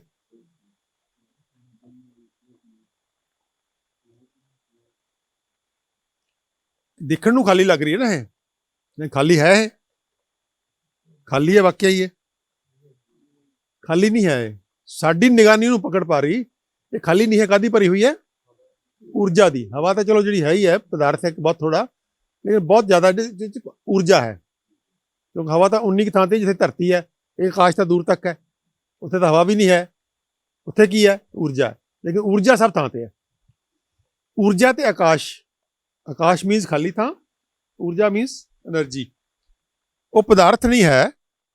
ਪਦਾਰਥ ਉਦੋਂ ਬਣਦਾ ਹੈ ਜਦੋਂ ਕਣ ਰੁਕ ਜਾਂਦਾ ਹੈ, ਤੇ ਉਹ ਕਣ ਫਿਰ ਮਾਈਕਰੋਸਕੋਪ ਦੀ ਪਕੜ 'ਚ ਆ ਸਕਦਾ ਹੈ। ਕਣ ਤੇ ਊਰਜਾ 'ਚ ਫਰਕ ਕੀ ਹੈ? ਕਣ ਨੂੰ ਦੇਖਣ ਵਾਸਤੇ, ਕਿਸੇ ਵੀ ਚੀਜ਼ ਨੂੰ ਦੇਖਣ ਵਾਸਤੇ ਸਾਡੀ ਉਹ ਕਣ ਸਾਡੀ ਅੱਖਾਂ ਦੇ ਸਾਹਮਣੇ 1/16 ਸਕਿੰਟ ਰਹਿਣਾ ਜ਼ਰੂਰੀ ਹੈ, ਤਾਂ ਦੇਖ ਸਕਦੇ ਹਾਂ ਅਸੀਂ। ਜਿਹੜੀ ਚੀਜ਼ 1/16 ਸਕਿੰਟ ਤੋਂ ਪਹਿਲਾਂ ਲੰਘ ਜੇਗੀ, ਉਹ ਨਹੀਂ ਤੁਸੀਂ ਦੇਖ ਸਕਦੇ। ਸਾਡੇ ਸਰੀਰ ਅੱਖ ਦੇ ਅੱਗੋਂ ਜੇ ਕੋਈ ਚੀਜ਼ 1/16 ਸਕਿੰਟ ਤੋਂ ਪਹਿਲਾਂ ਲੱਗ ਜਾਏਗੀ, ਉਹ ਦਿਖੇਗੀ ਨਹੀਂ ਸਾਨੂੰ। ਤੇ ਇਹ ਊਰਜਾ ਜਿਹੜੀ ਹੈ, ਇਹ ਬਹੁਤ ਤੇਜ਼ੀ ਨਾਲ ਵੇਵ 'ਚ ਟਰੈਵਲ ਕਰਦੀ ਹੈ, ਇਹ ਦਿਖ ਨਹੀਂ ਸਕਦੀ ਸਾਨੂੰ। ਊਰਜਾ ਨੂੰ ਅਸੀਂ ਕਦੀ ਵੀ ਦੇਖ ਨਹੀਂ ਸਕਾਂਗੇ। ਕਿਉਂ? ਕਿਉਂਕਿ ਦੇਖਣ ਵਾਸਤੇ ਉਹਦਾ 1/16 ਸਕਿੰਟ ਰੁਕਣਾ ਬਹੁਤ ਜ਼ਰੂਰੀ ਹੈ। ਉਹ ਰੁਕਦੀ ਨਹੀਂ ਹੈ। ਜਦੋਂ ਰੁਕ ਗਈ ਤਾਂ ਉਹ ਕਣ ਬਣ ਗਿਆ, ਫਿਰ ਉਹ ਪਦਾਰਥ ਬਣ ਗਿਆ, ਉਹ ਕਣ ਹੋ ਗਿਆ। ਬਸ ਊਰਜਾ ਤੇ ਪਦਾਰਥ 'ਚ ਇੰਨਾ ਹੀ ਫਰਕ ਹੁੰਦਾ ਹੈ ਕਿ ਉਹ ਥੋੜ੍ਹਾ ਜਿਹਾ ਜਦੋਂ ਵੱਡਾ ਹੋ ਜਾਂਦਾ ਊਰਜਾ ਦਾ ਆਕਾਰ, ਉਹ ਕਣ ਬਣ ਜਾਂਦਾ ਹੈ, ਤਾਂ ਉਹਨੂੰ ਆਪਾਂ ਦੇਖ ਸਕਦੇ, ਉਹ ਪਦਾਰਥ ਹੋ ਗਿਆ। ਉਹਦੇ ਪਿੱਛੇ ਕੀ ਹੈ? ਊਰਜਾ। ਪਦਾਰਥ ਊਰਜਾ ਦਾ ਹੀ ਇੱਕ ਰੂਪ ਹੈ। ਪਿੱਛਾ ਊਰਜਾ ਦਾ, ਫਰੰਟ ਉਹਦਾ ਪਦਾਰਥ ਦਾ। ਤੇ ਪਦਾਰਥ ਤੇ ਊਰਜਾ ਜਿੰਨੇ ਫਰਕ ਹੈ, ਪਦਾਰਥ ਤੇ ਊਰਜਾ ਕੋਈ ਹੋਰ ਫਰਕ ਨਹੀਂ ਹੈ। ਊਰਜਾ ਹੀ ਪਦਾਰਥ ਦਾ ਸ਼ਕਲ ਲੈਂਦੀ ਹੈ। ਜਿਹੜੀ ਵੱਡੀ ਊਰਜਾ ਨੇ, ਬ੍ਰਹਿਮੰਡੀ ਊਰਜਾ ਨੇ, ਕਾਸਮਿਕ ਊਰਜਾ ਨੇ ਸੂਰਜ ਦੀ ਸ਼ਕਲ ਲਈ ਪਹਿਲਾਂ ਸਭ ਤੋਂ। ਗੁਲਾਈ 'ਚ ਜਦੋਂ ਘੁੰਮਣਾ ਸ਼ੁਰੂ ਕੀਤਾ ਉਸ ਊਰਜਾ ਨੇ, ਉਹ ਸੂਰਜ ਦੀ ਸ਼ਕਲ ਲੈ ਗਿਆ, ਕੰਡੈਂਸ ਹੋ ਗਿਆ, ਉਹ ਸੂਰਜ ਬਣ ਗਿਆ। ਨਾਲ ਧਰਤੀਆਂ ਬਣ ਗਈਆਂ, ਧਰਤੀਆਂ ਤੇ ਸੂਰਜ ਆਪਸ 'ਚ ਜੁੜ ਗਏ। ਹੁਣ ਇੱਕ ਤਾਂ ਜੁੜਾਓ ਇਹ ਹੈ, ਕਾਸਮਿਕ ਊਰਜਾ ਸੂਰਜ, ਸੂਰਜ ਦਾ ਅੱਗੇ ਧਰਤੀ ਨਾਲ ਲਿੰਕ ਬਣ ਗਿਆ। ਲੇਕਿਨ ਜਿਹੜੀ ਉਹ ਊਰਜਾ ਹੈ, ਉਹਦਾ ਜੀਵਨ ਨਾਲ ਹੋਰ ਵੀ ਲਿੰਕ ਹੈ। ਉਹ ਕੀ ਹੈ? ਸੂਰਜ ਇੱਕ ਤਾਂ ਸਾਡਾ ਰਿਸ਼ਤਾ ਹੋ ਗਿਆ ਉਹਦੇ ਨਾਲ ਕਿ ਅਸੀਂ ਉਹਦੀ ਗੁਰੂਤਾ ਬਲ 'ਚ ਬੱਝੇ ਹੋਏ ਹਾਂ। ਧਰਤੀ ਉਹਨੂੰ ਛੱਡ ਨਹੀਂ ਸਕਦੀ, ਧਰਤੀ ਨੇ ਉਹਦੇ ਆਲੇ ਦੁਆਲੇ ਹੀ ਘੁੰਮਣਾ। ਹੋਰ ਕੀ ਰਿਸ਼ਤਾ ਸਾਡਾ ਸੂਰਜ ਨਾਲ?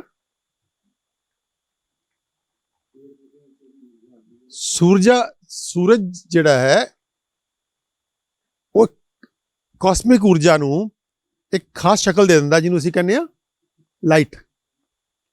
ਲਾਈਟ। ਸੂਰਜ ਦੀ ਜਿਹੜੀ એનર્ਜੀ ਕੰਡੈਂਸ ਫਾਰਮ ਸਾਡੇ ਤੱਕ ਆਉਂਦੀ ਹੈ, ਉਹ ਲਾਈਟ ਹੈ। ਉਹ ਊਰਜਾ ਦੀ ਕੀ ਸ਼ਕਲ ਹੈ? ਕਾਸਮਿਕ ਊਰਜਾ ਦੀ ਉਹ ਸ਼ਕਲ ਹੈ ਜਿਹੜੀ ਸੂਰਜ ਬਣਾ ਰਿਹਾ। ਸੂਰਜ ਕਾਸਮਿਕ ਊਰਜਾ ਲੈ ਰਿਹਾ, ਕਾਸਮਿਕ ਊਰਜਾ ਲੈ ਕੇ ਧੁੱਪ ਬਣਾ ਕੇ, ਲਾਈਟ ਬਣਾ ਕੇ ਸਾਡੇ ਤੱਕ ਭੇਜ ਰਿਹਾ। ਉਹ ਲਾਈਟ ਕੀ ਕਰਦੀ ਹੈ ਇੱਥੇ ਆ ਕੇ? ਪਹਿਲਾਂ ਤਾਂ ਛਣਾਉਂਦੀ ਹੈ। ਅਸੀਂ ਦੇਖ ਪਾ ਰਹੇ ਹਾਂ। ਕਿਉਂ ਦੇਖ ਪਾ ਰਹੇ ਹਾਂ? ਕਿਉਂਕਿ ਸੂਰਜ ਦੀ ਰੋਸ਼ਨੀ ਆ ਕੇ ਧਰਤੀ ਨੂੰ ਰੋਸ਼ਨਾ ਰਹੀ ਹੈ। ਜਦੋਂ ਸੂਰਜ ਦੂਜੇ ਪਾਸੇ ਚਲਾ ਜਾਂਦਾ ਧਰਤੀ ਦੇ, ਉਦੋਂ ਹਨੇਰਾ ਹੋ ਜਾਂਦਾ, ਰਾਤ ਪੈ ਜਾਂਦੀ ਹੈ। ਅੱਜ ਅਸੀਂ ਦਿਨ 'ਚ ਇੱਕ ਦੂਜੇ ਨੂੰ ਦੇਖ ਪਾ ਰਹੇ ਹਾਂ, ਰੋਸ਼ਨੀ ਹੈ, ਤਾਂ ਇਹਦਾ ਮਤਲਬ ਸੂਰਜ ਧਰਤੀ ਨੂੰ ਰੋਸ਼ਨਾ ਰਿਹਾ। ਦੂਜਾ, ਇਸ ਧਰਤੀ ਦੇ ਉੱਪਰ ਜਿੰਨਾ ਵੀ ਕੋਈ ਜੀਵ ਜੰਤੂ ਹੈ, ਉਹਨੂੰ ਊਰਜਾ ਕਿੱਥੋਂ ਆਉਂਦੀ ਹੈ? ਭੋਜਨ ਤੋਂ ਆਉਂਦੀ ਹੈ। ਭੋਜਨ ਕਿੱਥੋਂ ਬਣਦਾ ਹੈ? ਪੌਦਿਆਂ 'ਚ ਬਣਦਾ ਹੈ। ਪੌਦੇ ਕਿੱਥੋਂ ਲੈਂਦੇ ਆ? ਸੂਰਜ ਤੋਂ ਲੈਂਦੇ ਆ। ਮੇਜਰ ਹਿੱਸਾ ਸੂਰਜ ਤੋਂ ਲੈਂਦੇ ਆ, ਕੁਛ ਹਵਾ ਤੋਂ ਲੈਂਦੇ ਆ, ਕੁਛ ਮਿੱਟੀ ਤੋਂ ਲੈਂਦੇ ਆ, ਕੁਛ ਪਾਣੀ ਤੋਂ ਲੈਂਦੇ ਆ। ਸੋ ਮਿੱਟੀ ਇੱਕ ਕੁੱਖ ਹੈ। ਮਿੱਟੀ ਕੁਦਰਤ ਦੀ ਇੱਕ ਕੁੱਖ ਹੈ, ਜਿੱਥੇ ਉਹ ਕੁੱਖ ਉਤਪਾਦ ਦਿੰਦੀ ਹੈ। ਉਹਦੇ 'ਚ ਪਾਣੀ ਵੀ ਆਪਣਾ ਕੰਮ ਕਰਦਾ, ਉਹ 'ਚ ਹਵਾ ਵੀ ਆਪਣਾ ਕੰਮ ਕਰਦੀ ਹੈ, ਤੇ ਸੂਰਜ ਦੀ ਊਰਜਾ ਵੀ ਆਪਣਾ ਕੰਮ ਕਰਦੀ ਹੈ। ਤਾਂ ਰਲ ਮਿਲ ਕੇ ਸਾਰੀ ਇਹ ਜਿਹੜੀ ਕੁਦਰਤ ਕ੍ਰੀਏਟ ਹੋਈ ਹੈ, ਜਿਹੜੀ ਕੁਦਰਤ ਦੀ ਵੈਰਾਇਟੀ ਹੈ, ਕੁਦਰਤ ਦੀ ਸੁੰਦਰਤਾ ਹੈ, ਸਾਰੀ ਪੇੜ ਪੌਦਿਆਂ ਤੋਂ ਲੈ ਕੇ ਬਾਕੀ ਮਨੁੱਖ ਤੱਕ ਦੀ, ਉਹ ਸਾਰੀ ਦੀ ਸਾਰੀ ਕਿਤੇ ਨਾ ਕਿਤੇ ਸੂਰਜ ਨਾਲ ਜੁੜੀ ਹੋਈ ਹੈ। ਸੂਰਜ ਦਾ ਪ੍ਰਤਾਪ ਹੈ ਸਾਰਾ। ਸਭ ਤੋਂ ਵੱਡਾ ਦੇਵਤਾ ਹੋ ਗਿਆ। ਤਾਂ ਹੀ ਆਪਾਂ ਪੁਰਾਣੇ ਆਪਣੇ ਪੁਰਖੇ ਕੀ ਕਹਿੰਦੇ, ਸੂਰਜ ਦੇਵਤਾ, ਹਵਾ ਦੇਵਤਾ, ਪੌਣ ਦੇਵਤਾ, ਪਵਨ ਪਾਣੀ ਦੇਵਤਾ, ਸਭ ਨੂੰ ਤਾਂ ਦੇਵਤਾ ਕਹਿੰਦੇ ਸੀਗੇ ਕਿਉਂਕਿ ਇਹਦੇ ਸਿਰ ਤੇ ਬਾਕੀ ਸਾਰੀ ਰਚਨਾ ਹੈ, ਇਹਨਾਂ ਦੇ ਸਿਰ ਤੇ ਭਾਰੀ ਸਾਰੀ ਰਚਨਾ ਹੈ। ਸੂਖਸ਼ਮ ਜੀਵਾਂ ਨੂੰ ਆਪਾਂ ਕਹਿੰਦੇ ਹਾਂ ਕਿ ਬ੍ਰਹਮਾ ਦਾ ਰੋਲ ਵੀ ਇਹਨਾਂ ਨੇ ਕੀਤਾ, ਪਹਿਲਾਂ ਪੈਦਾ ਕੀਤੀ। ਉਹ ਸਾਰੀ ਊਰਜਾ ਨੂੰ ਦਾ ਸਭ ਤੋਂ ਪਹਿਲਾ ਰੂਪ, ਜੀਵਤ ਰੂਪ ਜਿਹੜਾ ਸੀਗਾ, ਉਹ ਵਾਇਰਸ ਤੇ ਬੈਕਟੀਰੀਆ ਸੀਗੇ। ਵਾਇਰਸ ਤੇ ਬੈਕਟੀਰੀਆ ਤੋਂ ਅੱਗੇ ਸਭ ਕੁਝ ਪੈਦਾ ਹੋਇਆ, ਲੇਕਿਨ ਉਹ ਪੈਦਾ ਕਰਨ ਤੋਂ ਬਾਅਦ ਆਪ ਕੋ ਗਾਇਬ ਨਹੀਂ ਹੋ ਗਏ, ਉਹ ਫਿਰ ਸਾਡੇ ਅੰਦਰ ਵੀ ਉਹੀ ਚਲੇ ਗਏ। ਉਹ ਬਾਹਰ ਵੀ ਉਹੀ ਨੇ ਮਿੱਟੀ 'ਚ, ਅੰਦਰ ਵੀ ਉਹੀ ਨੇ। ਜਿਹੜਾ ਬੱਚਾ ਮਿੱਟੀ 'ਚ ਖੇਡਦਾ ਹੈ ਉਹ ਕਦੀ ਬਿਮਾਰ ਨਹੀਂ ਹੁੰਦਾ। ਇਹ ਗੱਲ ਪਹਿਲਾਂ ਸਾਡੇ ਪੁਰਖੇ ਤਾਂ ਕਹਿੰਦੇ ਸੀਗੇ। ਮਿੱਟੀ ਨਾਲ ਮਿੱਟੀ ਹੋਣਾ ਸਾਡਾ ਸੁਭਾਅ ਹੈ, ਕੁਦਰਤ ਨਾਲ ਕੁਦਰਤ ਦੇ ਨਾਲ ਇੱਕ ਮਿਕ ਹੋਣਾ, ਪਾਣੀ ਨਾਲ, ਹਵਾ ਨਾਲ, ਮਿੱਟੀ ਨਾਲ, ਉਹ ਸਾਡੀ ਜ਼ਰੂਰਤ ਹੈ। ਅੱਜ ਮੈਡੀਕਲ ਸਾਇੰਸ ਵੀ ਕਹਿਣ ਲੱਗੀ ਕਿ ਜੇ ਬੱਚੇ ਨੂੰ ਬਚਾਉਣਾ ਹੈ ਤਾਂ ਉਹਨੂੰ ਮਿੱਟੀ 'ਚ ਖੇਡਣ ਦਿਓ। ਜਿੰਨੇ ਬੱਚੇ ਸਾਫ਼ ਸੁਥਰੇ ਮਾਹੌਲ 'ਚ ਪਲਦੇ ਜ਼ਿਆਦਾ ਬਿਮਾਰ ਹੋਣਗੇ, ਜਿੰਨੇ ਬੱਚੇ ਨੇਚਰਲ ਹਵਾ, ਪਾਣੀ, ਮਿੱਟੀ ਦੇ ਨਾਲ ਇਨ ਟੱਚ ਰਹਿੰਦੇ ਆ, ਉਹ ਘੱਟ ਬਿਮਾਰ ਹੋਣਗੇ। ਹਾਂ, ਮੀਨਸ ਉਹਨੂੰ ਨਾ ਕੁਝ ਵੀ ਦੇ ਲਓ, ਨਾ ਕੁਝ ਵੀ ਦੇ ਲਓ, ਇਮਿਊਨ ਸਿਸਟਮ ਕਹਿ ਲਓ, ਜੀਵਨੀ ਸ਼ਕਤੀ ਕਹਿ ਲਓ, ਪ੍ਰਾਣ ਸ਼ਕਤੀ ਕਹਿ ਲਓ, ਜੋ ਮਰਜ਼ੀ ਕਹਿ ਲਓ ਉਹਨੂੰ, ਉਹ ਨਾਂ ਨੇ ਅਲੱਗ-ਅਲੱਗ, ਉਹ ਤਾਂ ਸਮਝਣ ਦਾ ਤਰੀਕਾ ਹੈ। ਲੇਕਿਨ ਉਹ ਕੀ ਹੈ, ਉਹ ਸ਼ਕਤੀ ਹੈ ਜਿਹੜੀ ਕਿ ਉਸ ਜੀਵ ਨੂੰ ਚੱਲਦਾ ਰੱਖਦੀ ਹੈ, ਉਸ ਚੀਜ਼ ਨੂੰ ਫੰਕਸ਼ਨਿੰਗ ਰੱਖਦੀ ਹੈ। ਉਹ ਸ਼ਕਤੀ ਹੈ ਅਲਟੀਮੇਟਲੀ ਕਾਸਮਿਕ ਊਰਜਾ। ਕਾਸਮਿਕ ਊਰਜਾ ਜਿਹੜਾ ਖਾਲੀ ਥਾਂ ਹੈ, ਇਹ ਅਸਲ 'ਚ ਇਹੀ ਪਰਮਾਤਮਾ ਹੈ। ਸ਼ੁੱਧ ਰੂਪ ਪਰਮਾਤਮਾ ਦਾ ਇਹੀ ਹੈ ਕਿ ਕਾਸਮਿਕ ਊਰਜਾ, ਬ੍ਰਹਿਮੰਡੀ ਊਰਜਾ ਆਪਣੇ ਬਣਾਏ ਹੋਏ ਨਿਯਮਾਂ ਤਹਿਤ ਆਪ ਹੀ ਚੱਲਦੀ ਹੈ ਤੇ ਅੱਗੇ ਬਾਕੀ ਨੂੰ ਚਲਾਉਂਦੀ ਹੈ। ਉਹ ਪਰਮਾਤਮਾ ਹੈ। ਬਾਕੀ ਪਰਮਾਤਮਾ ਦੇ ਰੂਪ ਨੇ, ਇਹ ਨਹੀਂ ਕਿ ਬਾਕੀ ਪਰਮਾਤਮਾ ਨਹੀਂ ਹੈਗੇ। ਹਵਾ ਵੀ ਪਰਮਾਤਮਾ ਦਾ ਇੱਕ ਰੂਪ ਹੈ, ਪਾਣੀ ਵੀ ਪਰਮਾਤਮਾ ਦਾ ਇੱਕ ਰੂਪ ਹੈ, ਮਿੱਟੀ ਪਰਮਾਤਮਾ ਦਾ ਇੱਕ ਰੂਪ ਹੈ, ਅਸੀਂ ਜਿਹੜੇ ਜੀਵ ਜੰਤੂ ਆ, ਪੇੜ ਪੌਦੇ, ਇਹ ਉਹਦਾ ਇੱਕ ਰੂਪ ਨੇ। ਔਰ ਇਹ ਰੂਪ 'ਚ ਜਿਵੇਂ ਕਮਲਜੀਤ ਖੇਤ ਦਿਖਾਉਣ ਲੱਗੇ ਐਕਸਪਲੇਨ ਕਰਦੇ ਆ ਕਿ ਪੇੜ ਪੌਦਿਆਂ ਤੋਂ, ਬਨਸਪਤੀ ਤੋਂ, ਜੀਵ ਤੇ ਜੀਵਾਂ ਤੋਂ ਬਨਸਪਤੀ ਬਣਦੀ ਹੈ, ਤੇ ਇਹ ਇੱਕ ਦੂਜੇ ਨੂੰ ਪੋਸ਼ਣ ਕਰਦੇ ਇੱਕ ਦੂਜੇ ਦਾ। ਇਹ ਸਾਰਾ ਸ੍ਰਿਸ਼ਟੀ ਦਾ ਖੇਲ ਹੀ ਇਹੀ ਹੈ ਕਿ ਇਹ ਜੀਵ ਜੰਤੂ ਜਦੋਂ ਪੈਦਾ ਵੀ ਉੱਥੋਂ ਹੁੰਦੇ ਆ, ਤੱਤ ਆਪਾਂ ਤਿੰਨ ਨਹੀਂ ਕਹਾਂਗੇ ਨਾ, ਹਵਾ, ਪਾਣੀ, ਮਿੱਟੀ, ਬਾਕੀ ਦੋ ਤਾਂ ਪਕੜ 'ਚ ਨਹੀਂ ਆਉਂਦੇ ਹੈ। ਹਵਾ, ਆਕਾਸ਼ ਤੇ ਊਰਜਾ ਤਾਂ ਇੱਕ ਸਥਾਨ ਨੇ ਜਿੱਥੇ ਉਹ ਸਥਿਤ ਨੇ, ਮਤਲਬ ਪਦਾਰਥਕ ਤੱਤ ਤਿੰਨ ਹੀ ਨੇ, ਹਵਾ, ਪਾਣੀ ਤੇ ਮਿੱਟੀ। ਇਸੇ ਤਰ੍ਹਾਂ ਅਸੀਂ ਮਰ ਜਾਂਦੇ ਹਾਂ, ਚਲੋ ਮਨੁੱਖ ਨੇ ਤਾਂ ਆਪਣਾ ਬਣਾ ਲਿਆ ਕਿ ਸੰਸਕਾਰ ਕਰ ਦਿੰਦੇ ਆਪਾਂ। ਜਿਹੜੇ ਲੋਕ ਸੰਸਕਾਰ ਨਹੀਂ ਕਰਦੇ, ਉਹਨਾਂ ਦਾ ਸਾਰਾ ਸਰੀਰ ਗਲ ਕੇ ਉਹੀ ਹੁੰਦਾ, ਪੰਜ ਤੱਤਾਂ 'ਚ ਮਿਲਦਾ। ਆਪਾਂ ਸੰਸਕਾਰ ਕਰਦੇ ਹਾਂ ਤੇ ਆਪਣਾ ਜਿਹੜਾ ਬਹੁਤਾ ਹਿੱਸਾ ਉਹ ਊਰਜਾ ਚਲਾ ਜਾਂਦਾ, ਆਕਾਸ਼ ਦਾ ਹਿੱਸਾ ਬਣ ਜਾਂਦਾ, ਊਰਜਾ ਦਾ ਹਿੱਸਾ ਬਣ ਜਾਂਦਾ। ਕੁਛ ਕੁ ਰਹਿ ਜਾਂਦਾ ਪਿੱਛੇ ਜਿਹੜਾ ਅਸੀਂ ਜਲ ਨੂੰ ਸੌਂਪ ਆਉਂਦੇ ਹਾਂ। ਅਲਟੀਮੇਟਲੀ ਕੀ ਹੁੰਦਾ, ਜੋ ਮਰਜ਼ੀ ਇੱਥੇ ਹੋਈ ਜਾਵੇ, ਜੋ ਜੀਵ ਜੰਤੂ ਪੈਦਾ ਹੁੰਦਾ, ਮਰਦਾ, ਹੱਗਦਾ, ਮੂਤਦਾ, ਜੋ ਕਰਦਾ, ਸਭ ਕੁਝ ਫਿਰ ਉੱਥੇ ਰੀਸਾਈਕਲ ਹੋ ਜਾਂਦਾ। ਉਹ ਜਿੱਦਾਂ ਤੁਸੀਂ ਸਾਰਾ ਸਿੱਖ ਰਹੇ ਹੋ ਕਿ ਕਿਸ ਢੰਗ ਦੇ ਨਾਲ ਉਹ, ਜੇ ਅਸੀਂ ਸਾਈਕਲ ਨਾ ਤੋੜੀਏ ਤਾਂ ਇੱਥੇ ਕੋਈ ਧਰਤੀ 'ਚ ਘਾਟ ਨਹੀਂ ਹੁੰਦੀ। ਧਰਤੀ 'ਤੇ ਘਾਟ ਉਦੋਂ ਹੁੰਦੀ ਹੈ ਜਦੋਂ ਅਸੀਂ ਸਾਈਕਲ ਉਹ ਬ੍ਰੇਕ ਕਰ ਦਿੰਦੇ ਹਾਂ, ਅਨਨੈਚੁਰਲ, ਕੁਦਰਤ ਦਾ ਵਿਰੋਧ ਕਰਦੇ ਹਾਂ, ਕੁਦਰਤ ਦੇ ਐਂਟੀ ਜਾਂਦੇ ਹਾਂ, ਖਿਲਾਫ ਜਾਂਦੇ ਹਾਂ, ਤਾਂ ਫਿਰ ਉਹ ਸਾਈਕਲ ਟੁੱਟ ਜਾਂਦਾ। ਜਦੋਂ ਸਾਈਕਲ ਟੁੱਟਦਾ ਤਾਂ ਫਿਰ ਉਹ ਤਬਾਹੀ ਲਿਆਉਂਦਾ। ਬਾਕੀ ਜੋ ਰਿਜ਼ਰਵ ਹੋਏਗਾ ਕੁਦਰਤ ਤੇ ਧਰਤੀ 'ਚ, ਉਹ ਵਰਤਿਆ ਜਾਏਗਾ। ਜਦੋਂ ਰਿਜ਼ਰਵ ਖਤਮ ਹੋ ਗਿਆ, ਹੁਣ ਰਿਜ਼ਰਵ 30-40 ਸਾਲਾਂ 'ਚ ਖਤਮ ਹੋ ਗਿਆ ਹੌਲੀ ਹੌਲੀ, ਹੁਣ ਧਰਤੀ ਨੂੰ ਦੇ ਯੂਰੀਆ ਤੇ ਯੂਰੀਆ, DAP ਦਾ DAP, ਕੁਝ ਨਾ ਕੁਝ ਪਾ ਕੇ ਧੱਕੇ ਨਾਲ ਫਸਲਾਂ ਲੈਣੀਆਂ ਪੈ ਰਹੀਆਂ। ਕਿਉਂ? ਕਿਉਂਕਿ ਜਿਹੜਾ ਉਹਦੇ 'ਚ ਰਿਜ਼ਰਵ ਸੀਗਾ, ਸਟੋਰ ਕੀਤਾ ਹੋਇਆ ਸੀ ਕੁਦਰਤ ਨੇ ਧਰਤੀ 'ਚ, ਉਹ ਹੌਲੀ ਹੌਲੀ ਘਟ ਗਿਆ। ਹੁਣ ਉਹਨੂੰ ਪੂਰਾ ਕਰਨਾ ਪਏਗਾ, ਤਾਂ ਜਾ ਕੇ ਉਹ ਫਿਰ ਤੋਂ ਗੱਲ ਜਿਹੜੀ ਹੈ ਉਹ ਹੋਏਗੀ, ਦਰੁਸਤ ਹੋਏਗੀ। ਇਸੇ ਤਰ੍ਹਾਂ ਜਿਹੜਾ ਅੰਦਰ ਸਾਡੇ ਸਰੀਰ 'ਚ ਵਰਤਾਰਾ, ਜਦੋਂ ਅਸੀਂ ਜ਼ਹਿਰ ਖਾਵਾਂਗੇ ਕਿਸੇ ਵੀ ਸ਼ਕਲ 'ਚ, ਚਾਹੇ ਉਹ ਹਵਾ ਦੀ ਸ਼ਕਲ 'ਚ ਲੈ ਲਈਏ, ਚਾਹੇ ਉਹ ਪਾਣੀ ਦੀ ਸ਼ਕਲ 'ਚ ਲੈ ਲਈਏ, ਜਾਂ ਮਿੱਟੀ ਤੋਂ ਰੇਹਾਂ ਸਪਰੇਆਂ ਤੇ ਪੈਸਟੀਸਾਈਡ ਤੇ ਹੋਰ ਚੀਜ਼ਾਂ ਲੈ ਲਈਏ, ਜਾਂ ਭੋਜਨ ਦੀ ਸ਼ਕਲ 'ਚ ਲੈ ਲਈਏ, ਤਾਂ ਕੀ ਹੋਏਗਾ? ਉਹ ਸਾਡੇ ਜੀਵ ਜੰਤੂ ਜਿਹੜੇ ਅੰਦਰ ਬੈਠੇ ਆ, ਜੋ ਸੋਇਲ ਫਲੋਰਾ ਸੀਗਾ ਉਹੀ ਗਟ ਫਲੋਰਾ ਹੈ, ਉਹ ਮਰ ਜਾਏਗਾ। ਔਰ ਜਿਸ ਦਿਨ ਮੈਂ ਪਹਿਲੇ ਦਿਨ ਪੜ੍ਹਿਆ ਸੀਗਾ ਕਿ